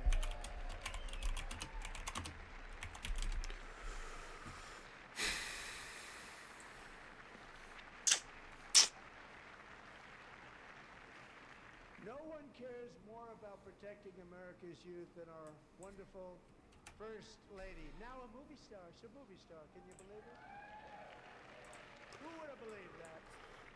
Over the past year, she has had an incredible impact championing AI legislation, advancing a landmark executive order on foster care, and helping secure $30 million to launch the Melania Trump Foster Youth to Independence Initiative. It's a tremendous, really a tremendous thing that happened and had a lot of bipartisan support. She gets much better at bipartisan support than I do. I get none. She gets a lot. Someday you're going to have to tell me how you did that. Maybe by not pissing off everybody? Joined the First Lady's efforts in the presidential AI challenge, keeping America's next generation positioned to succeed and strongly succeed in the future. Tonight we welcome two young people whose lives reflect the First Lady's impact, Sierra Burns and Everest Nevermont. Thank you both, and Melania, thank you. I know how hard you worked on it. Thank you very much.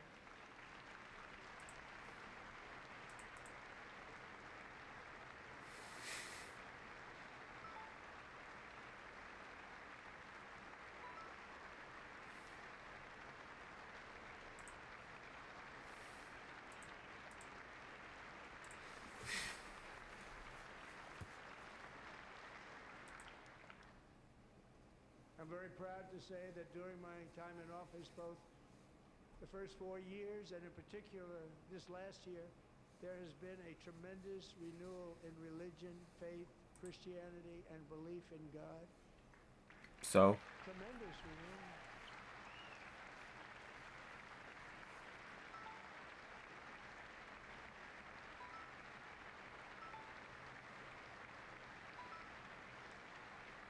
This is especially true among young people, and a big part of that had to do with my great friend, Charlie Kirk, a great guy, great man. Okay, so that wasn't fictional. Erica Kirk is at the State of the Union. Charlie was violently murdered by an assassin and martyred, really martyred for his beliefs. His wonderful wife, Erica, is with us tonight. Erica, please stand. She was already standing.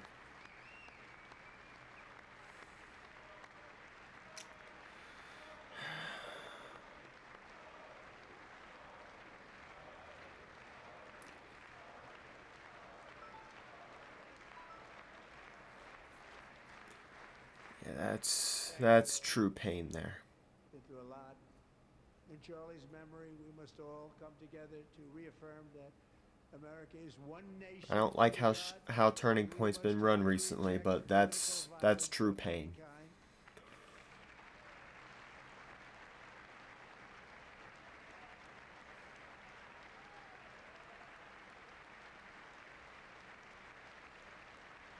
We love religion, and we love bringing it back, and it's coming back at levels that nobody actually thought possible. It's really a beautiful thing to see.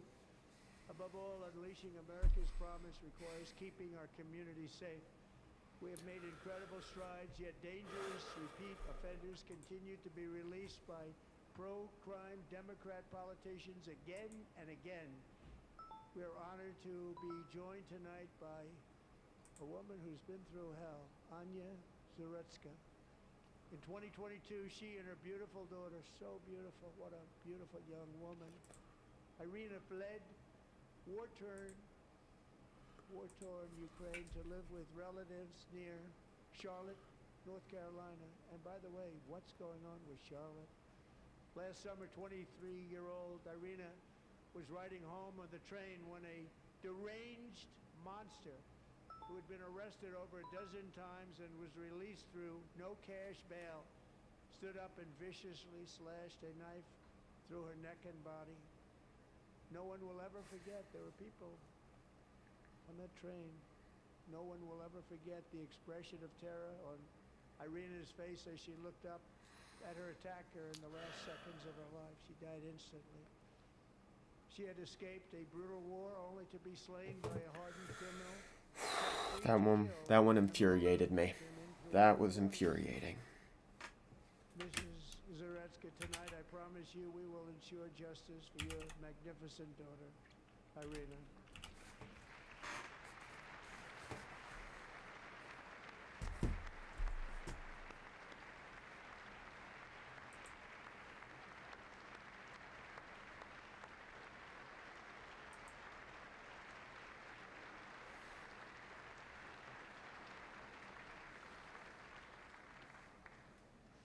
How do you not stand?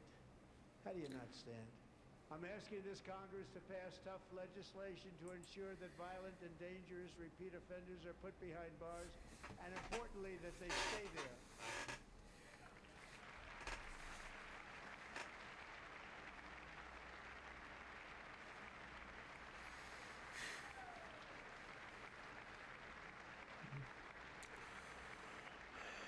Starting last summer, I deployed our national Depending on the Guard legislation, federal yes, I law support it. to restore law and order to our most dangerous cities, including Memphis, Tennessee, big success, New Orleans, Louisiana, big success, and our nation's capital itself, Washington, D.C., where we have almost no crime anymore in Washington, D.C. How did that happen?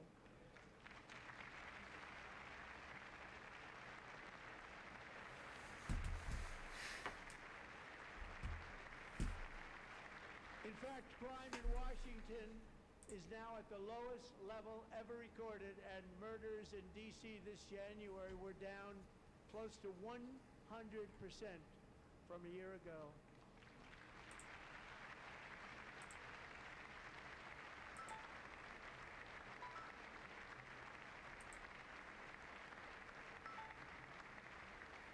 They don't like to hear that. One of the sick people, one of the brave service members who helped achieve this stunning turnaround was 20-year-old West Virginia Army National Guard Specialist Sarah Beckstrom. After a 4-month deployment, she voluntarily extended her service, and her rank was going to be lifted. She was doing so well. They were so proud of her. But the very next day, she was on patrol near the White House when she was ambushed and shot in the head by a terrorist monster from Afghanistan. Shouldn't have been in our country. And all because she wore the uniform of our nation, she was shot. He traveled here because he didn't like people wearing our uniform. He was sick. Yep. Shouldn't have been in our country. Sarah Beckstrom died in order to defend our capital, and we are honored to be joined by her wonderful parents, Gary and Evalie.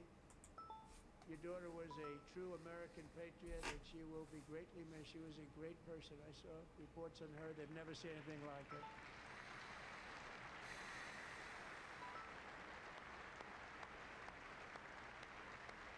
Oh, Al Green was actually escorted out of the out of the building, making this the second State of the Union he has been escorted out of. So sorry. Thank you very much. A great young lady. I saw reports that were perfect. She was perfect. Serving alongside Sarah that day was Staff Sergeant Andrew Wolf.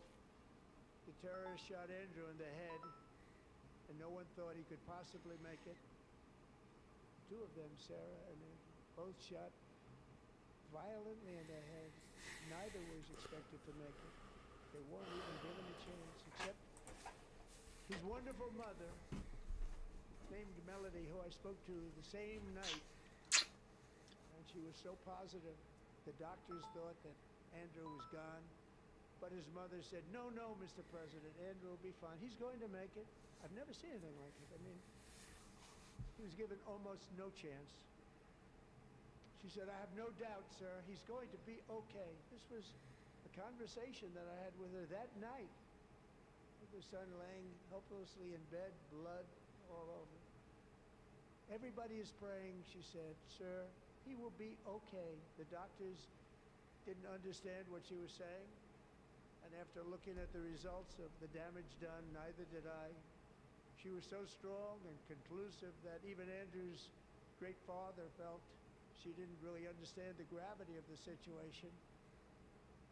But she turned out to be right. Right, Melanie? She turned out to be right.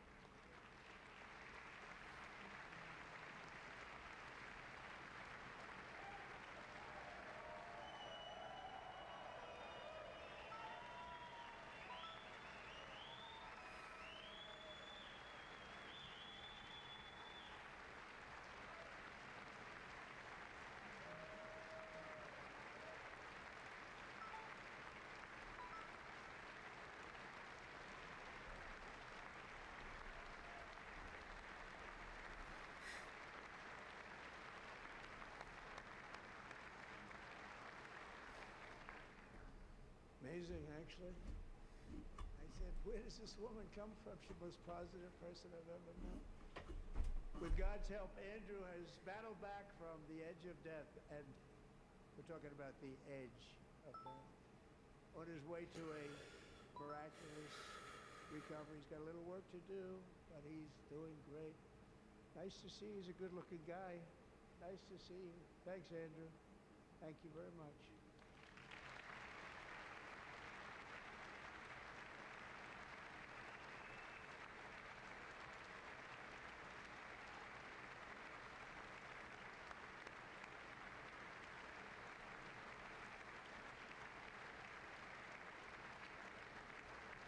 So, Andrew, while you're up, now I'm going to ask a highly respected General James Seward to present Staff Sergeant Andrew Wolf and the great family of Sarah Beckstrom with the award created He did by say while you were up. President George Washington himself. It's called the Purple Heart.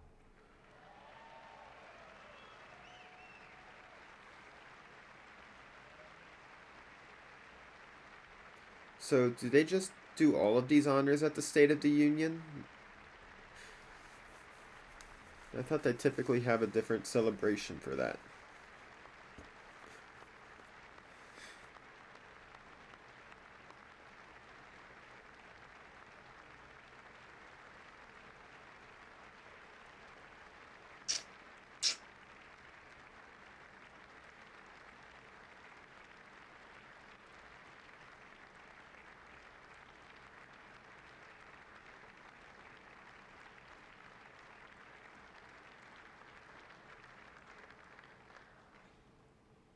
We love you all.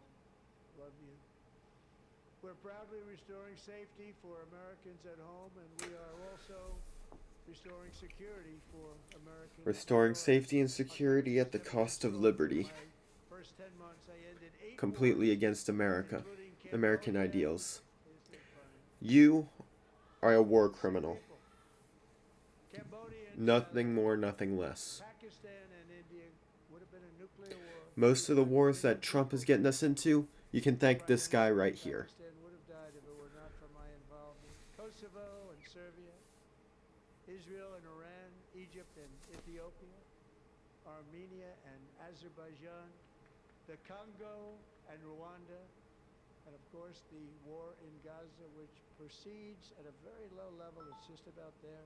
And I want to thank Steve Witkoff and Jared Kushner for your help. Thank you, Steve. Thank you, Jared.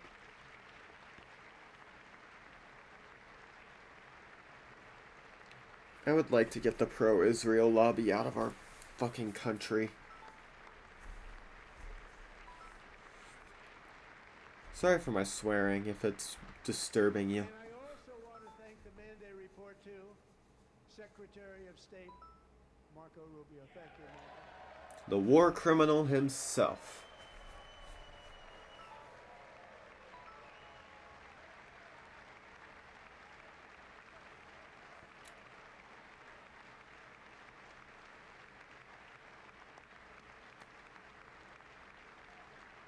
People don't like you. You know, Marco got I don't. 100% of the votes when he was in conference. I think our next one was about 54%. And some of the Democrats are now saying, I can't believe we approved that guy. And he said it's an honor that they feel that way, right, Marco? You have done a great job, great Secretary of State. I think he'll go down as the best ever.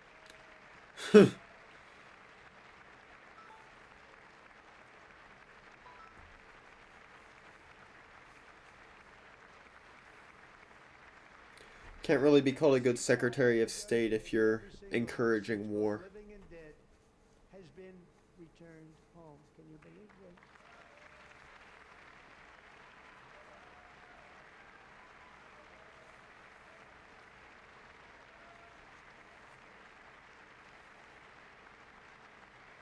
Nobody thought it was possible.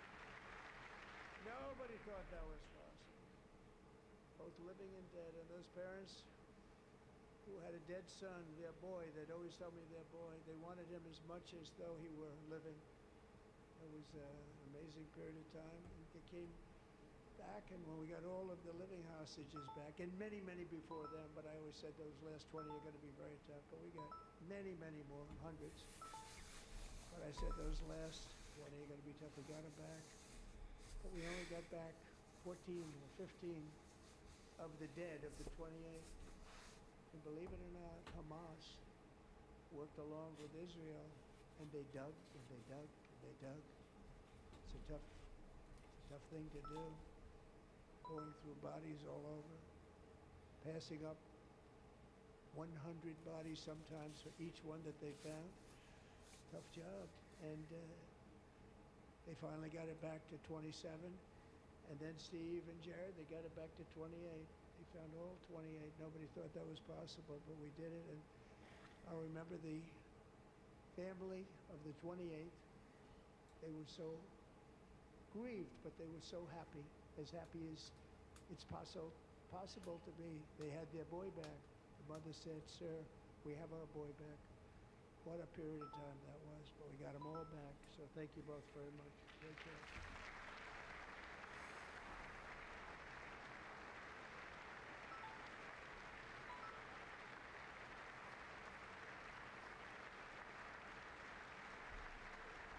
And we're working very hard to end the ninth war, the killing and slaughter between Russia and Ukraine, where 25,000 soldiers are dying each and every month. Think of that, 25,000 soldiers are dying a month.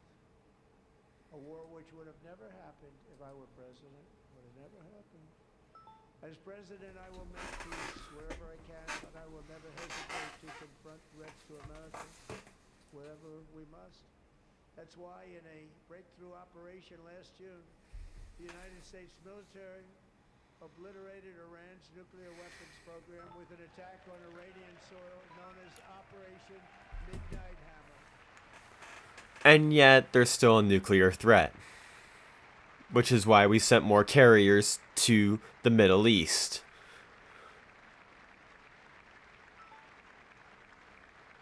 For decades, it had been the policy Another war of the criminal United right there. States never to allow Iran to obtain a nuclear weapon. Many decades. Since they seized control of that proud nation 47 years ago, the regime and its murderous proxies have spread nothing but terrorism, death, and hate. They've killed and maimed thousands of American service members and hundreds of thousands and even millions of people with what's called roadside bombs. They were the kings of the roadside bomb. And we took out Soleimani. I did that during my first term. Had a huge impact. He was the father of the roadside bomb.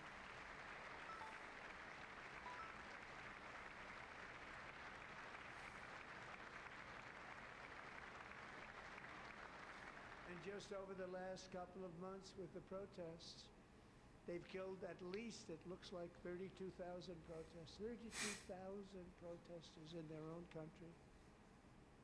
They shot them and hung them. We stopped them from hanging a lot of them with the threat of serious violence. But this is some terrible people. They've already developed missiles that can threaten Europe and our bases overseas, and they're working to build missiles that will soon reach the United States of America. After Midnight Hammer, they were warned to make no future attempts to rebuild their weapons program, and in particular, nuclear weapons. Yet they continue, starting it all over. We wiped it out, and they want to start all over again, and are at this moment again pursuing their sinister ambitions. We are in negotiations with them. They want to make a deal, but we haven't heard those secret words. We will never have a nuclear weapon. My preference. They have said that, but you're asking for more than what you're saying. You're essentially wanting them to give up their sovereignty because that is what Israel is asking for. Diplomacy. But one thing is certain, I will never allow the world's #1 sponsor of terror, which they are by far, to have a nuclear weapon. Can't let that happen. But yet you're going to ally yourselves with the Saudis, who honestly fund more terrorism than Iran.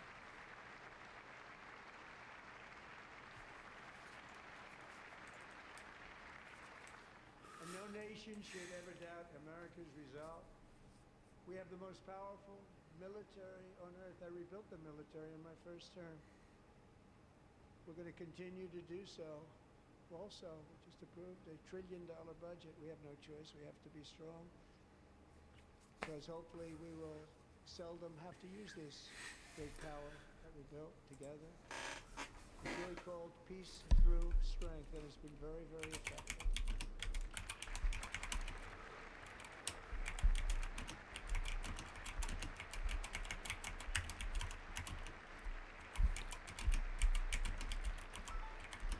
So thanks to Republicans in Congress who are investing a record number of dollars, have no choice, in the United States Armed Forces. Also creating a lot of jobs, but we're not even doing it for that reason. Because as I said, we have more jobs, more people working today than ever before in the history of our country. And NATO countries are friends and allies. They are. There are friends and there are allies have just agreed at my very strong request to pay 5% of GDP for military defense rather than the 2%, which they weren't paying. We were paying for almost all of NATO. Now they're paying 5 as opposed to not paying 2.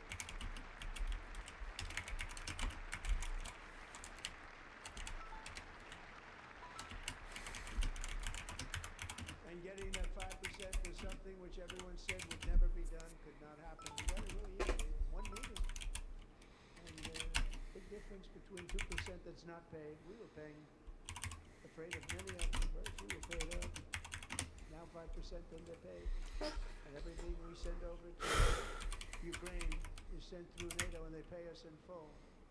They pay us totally in full.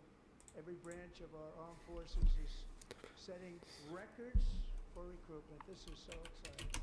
And every service member recently.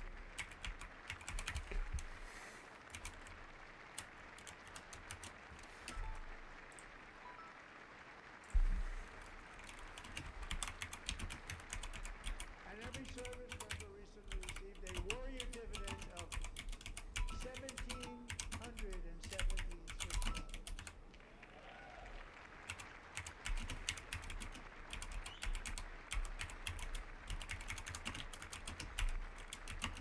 You know, they put it on my desk. We got the money from tariffs and other things. A lot of money we have left. That's no money we have to rebuild that program a little bit, but it won't take long. But we got the money, and it was $1,775, and I granted my approval. And I said, "What's the number?" $1,775. I said, "Wait a minute. For one more dollar, we can have 1776. It's going to." I said, "We're going to figure that." I never asked anybody if we could afford it. One more dollar. I said 1776. And I said, "That's good." And I'll tell you what, our military, that was 4 months ago, our military, I never see a person in the military that doesn't thank me for it. So we're honored to do it. They deserve it. And we called 1776. It was great. And we love our military. We love our law enforcement. We love our firemen. You know, the firemen don't get mentioned enough. We love our firemen. We're also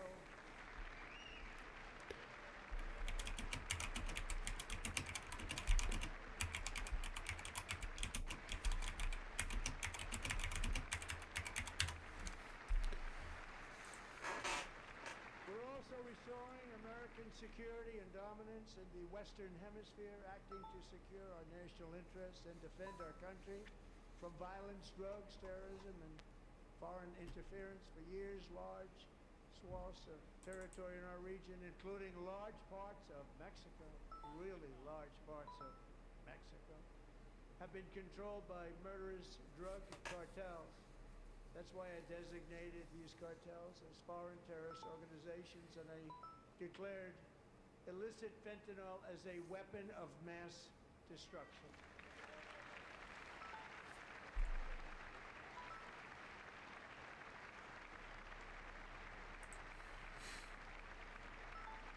And with our new military campaign, we have stopped record amounts of drugs coming into our country and virtually stopped it completely coming in by water or sea. You probably noticed that.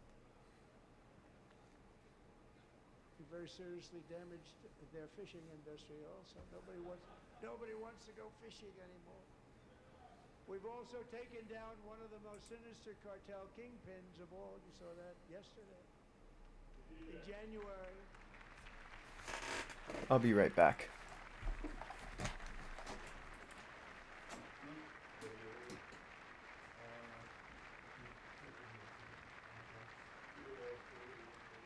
In January, elite American warriors carried out one of the most complex, spectacular feats of military competence and power in world history. No one's seen anything like it. Foreign leaders, I won't tell you who, called me and they said, "Very impressive, very impressive." They couldn't believe, they all watched. They saw what happened. This is a different fighting force than we had years ago when we fought to tie. You know, it's a great fighting force. I'm so proud of it. Look at Space Force. Space Force is my baby. As we did that, my baby is becoming so important.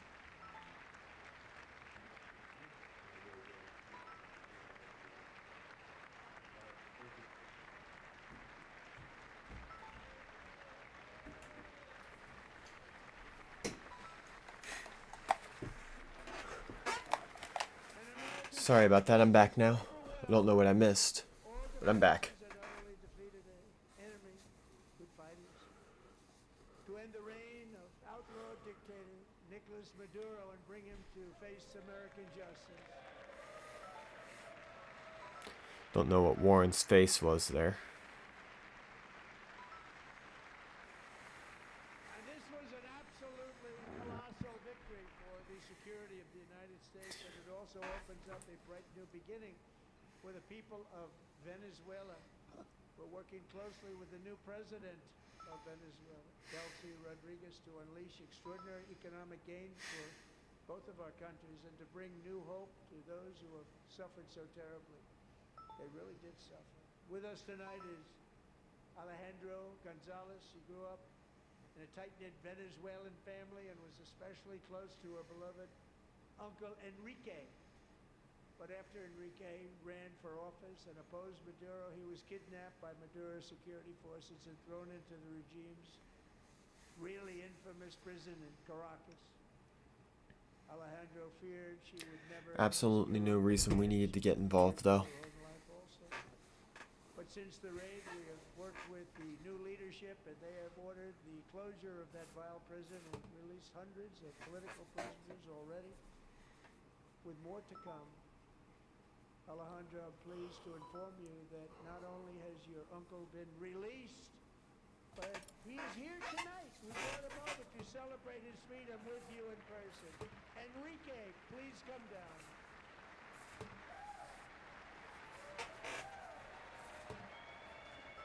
Well, hey, they got some Democrats up there.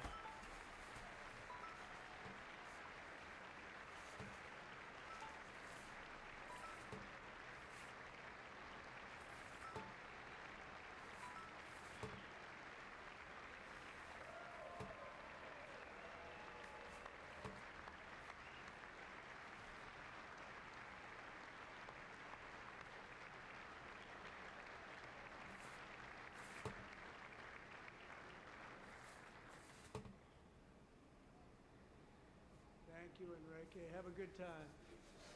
Nice to have you back, Enrique. There were many heroes on that January raid to capture Maduro. Really great heroes. It was very dangerous. They knew we were coming. They were all set. But the deeds of one warrior that night will live forever in the eternal chronicles of military valor. Chief Warrant Officer 5, Eric Slogan, planned the mission and was the flight lead in the cockpit of the first helicopter. A big, beautiful, powerful helicopter, a massive Chinook, carrying, as you can imagine, many, many American warfighters. Wearing the dog tags, his wife Amy had blessed with holy water before he left. She knew it was going to be a rough one. Eric steered the Chinook under the cover of night and descended swiftly upon Maduro's heavily protected military fortress. This was a major military installation, protected by thousands of soldiers and guarded by Russian and Chinese military technology. How did that work out? Not too good. While preparing to land, enemy machine guns fired from every angle, and Eric was hit very badly in the leg and hip, one bullet after another. He absorbed 4 agonizing shots, shredding his leg into numerous pieces. And yet, despite the fact that the use of his legs was vital to successful helicopter flight, legs are the most important part of flying a helicopter. To deliver the many commandos who would capture and detain Maduro was the only thing Eric was thinking about. Then, even as he was gushing blood, which was flowing back down the aisle, the helicopter lands at a steep angle. The machine guns stood right in front of him. They were right in front of him, 2 machine gunners, and escaped the wrath of the previous planes. Eric maneuvered his helicopter with all of those lives and souls to face the enemy and let his gunners eliminate the threat. Turned the helicopter around so the gunners could take care of business, saving the lives of his fellow warriors from what could have been a catastrophic crash deep in enemy territory. Only after safely landing the helicopter with all the warriors aboard in the exact right spot, which was vital to the mission, probably would have had maybe cancel the mission if that didn't happen. Eric told his co-pilot, also wounded but not as gravely, to take over. I'm about ready to pass out. The success of the entire mission and the lives of his fellow warriors hinge on Eric's ability to take searing pain. It was unbelievable what's happened to his legs of the bullets and keep on flying and land. And it's your fault. And it didn't need to happen.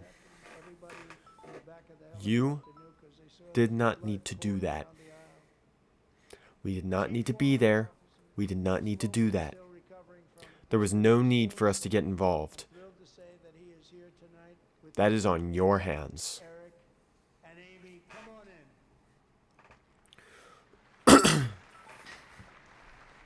That man is a hero.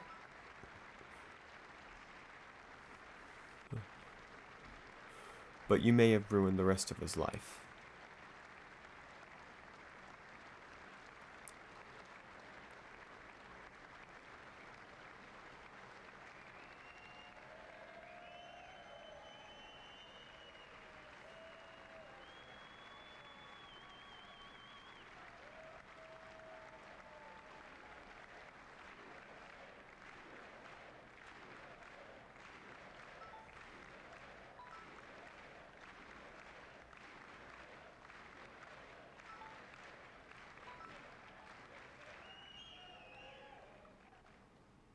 So we have a surprise for Eric and Amy.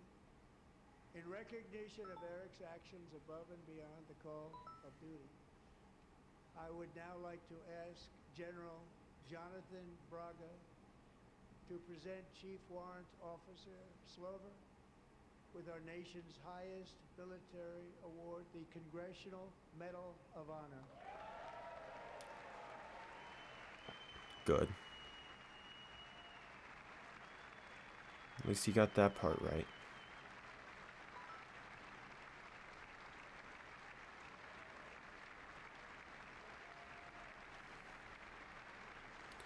Although I'm pretty sure there's a bigger process that allows more than just the president to decide Medal of Honor recipients, I'm pretty sure.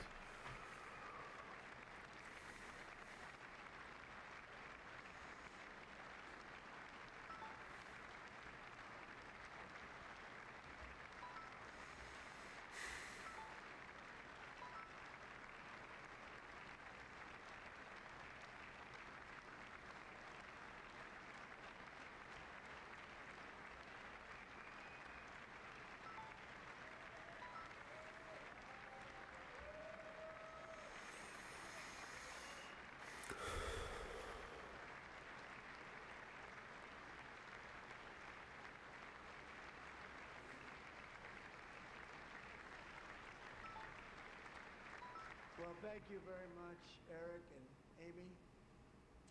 Great to get to know you. I met with them and with a lot of their fellow warriors at Fort Bragg recently.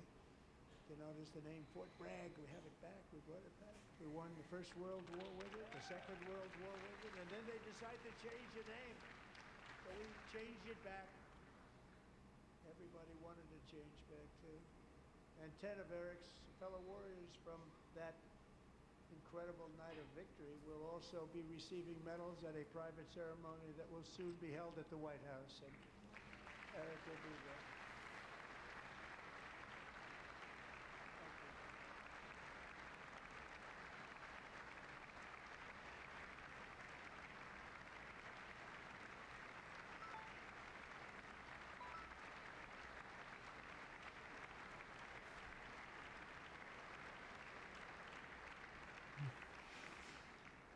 Thank you, Eric. That's a big one. Tonight we've celebrated many truly extraordinary American patriots, but there is one last living legend to honor before we go. He is one more heroic American aviator, Navy fighter pilot. Royce Williams served in World War II, Korea, Vietnam, flying more than 200. I was wondering when that guy was going to get called. In the skies over Korea in 1952, Royce was in the dogfight of a lifetime, legendary dogfight. Flying through blizzard conditions, his squadron was ambushed by 7 Soviet fighter planes. It was his first aerial combat of the war, and despite being massively outnumbered and outgunned, Royce led the takedown of 4 enemy jets and almost destroyed the others, vanquishing his adversaries while taking 263 bullets to his own plane and being seriously hurt. His story was secret for over 50 years. He didn't even want to tell his wife, but the legend grew and grew. But tonight, at 100 years old, This brave Navy captain is finally getting the recognition he deserves. He was a legend long before this evening. Royce, please stand up, and I will ask the First Lady of the United States to present Captain Royce Williams with his Congressional Medal of Honor. Is that Mark Kelly's guy?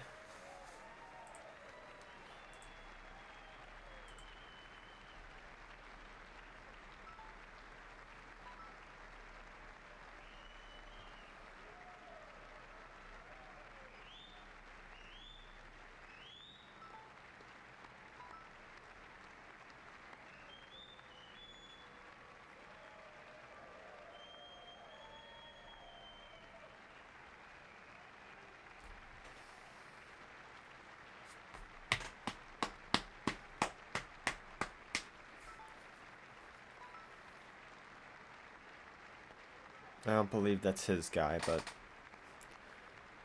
happy to see it.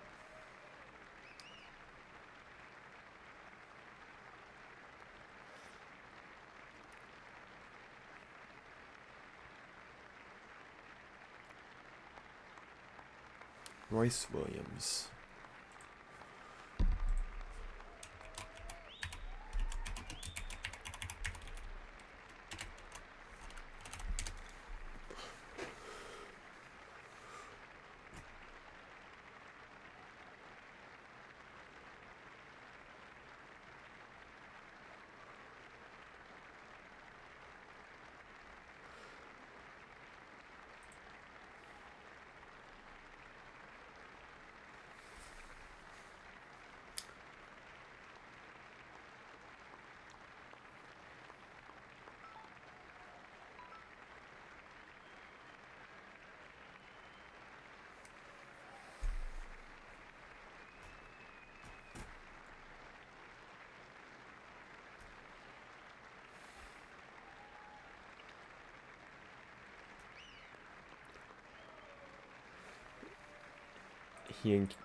When piloting an F-9 F-5 Panther, he encountered 7 Soviet MiGs, I've always wanted the Congressional shot down 4 of the fighters. I'm not allowed to give it to myself, and I wouldn't know why I'd be taking it, but if they ever open up that law, His plane was badly damaged, but managed to make a safe landing on an aircraft carrier off the coast of North Korea. Honored to be in the same room with you.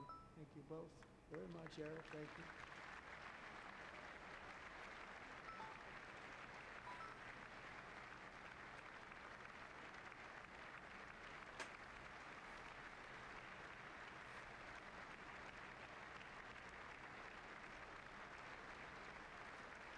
Thank you.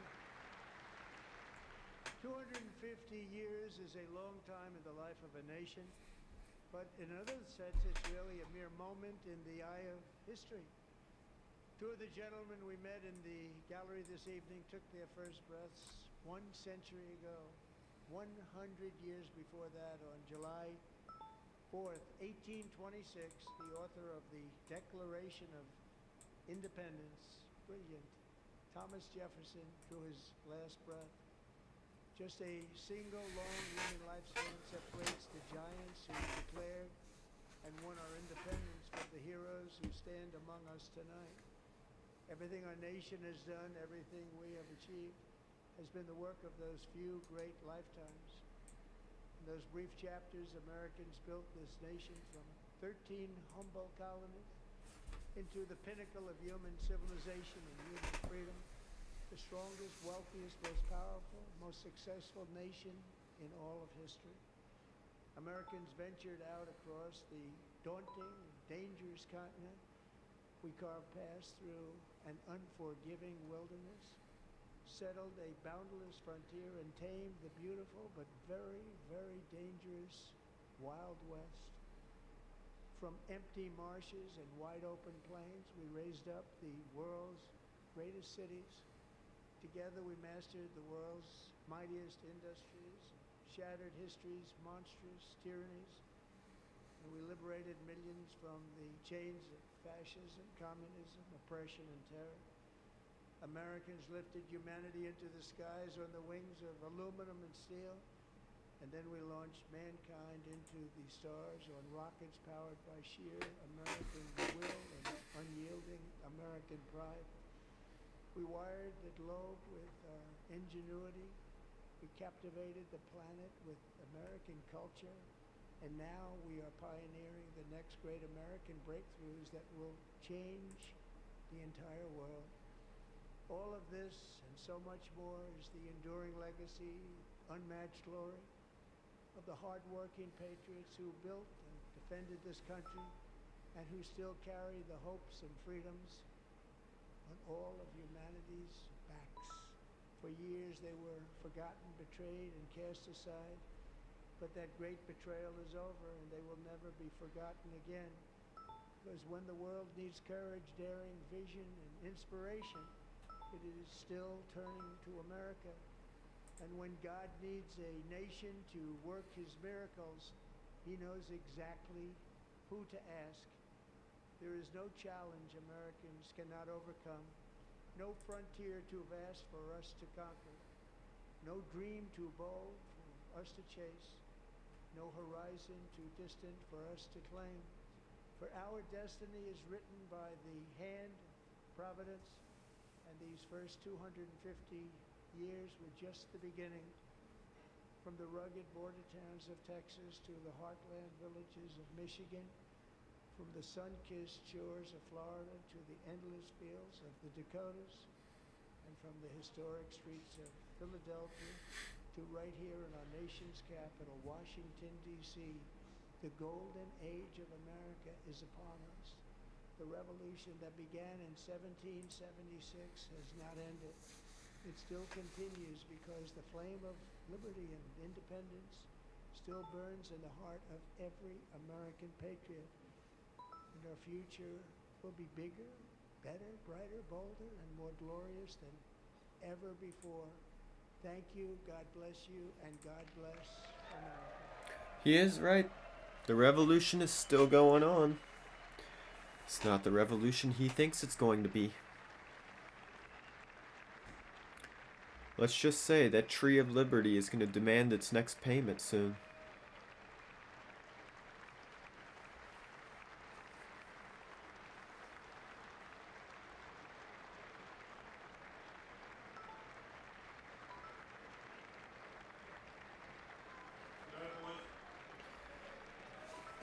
I'll be right back.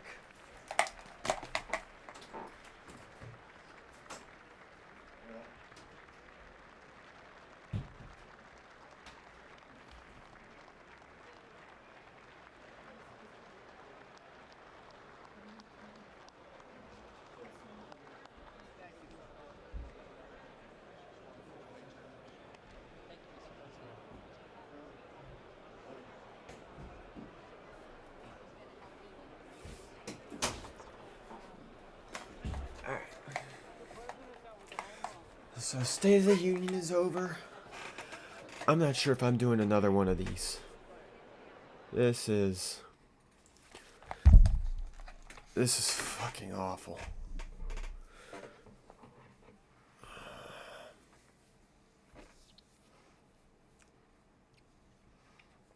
Absolutely no semblance of truth in this. Had some shining moments where he seemed like he was on track, but it was for all the wrong reasons. Or it's he will do some of the stuff that is right, but he won't go all the way. Yeah. I don't know. So, just to keep you updated, there will not be another episode of the Southwick Report this week. We will be back next week on Saturday at 9 in the morning. The reason we're not doing it this week is my dad and I are going on a ski trip this weekend, so I will not be available. So, I will see you all next week. Hopefully by that point I may have a video that comes out. We'll see how things go. So anyway, thanks for watching, and I will see you all in the next episode. Live free.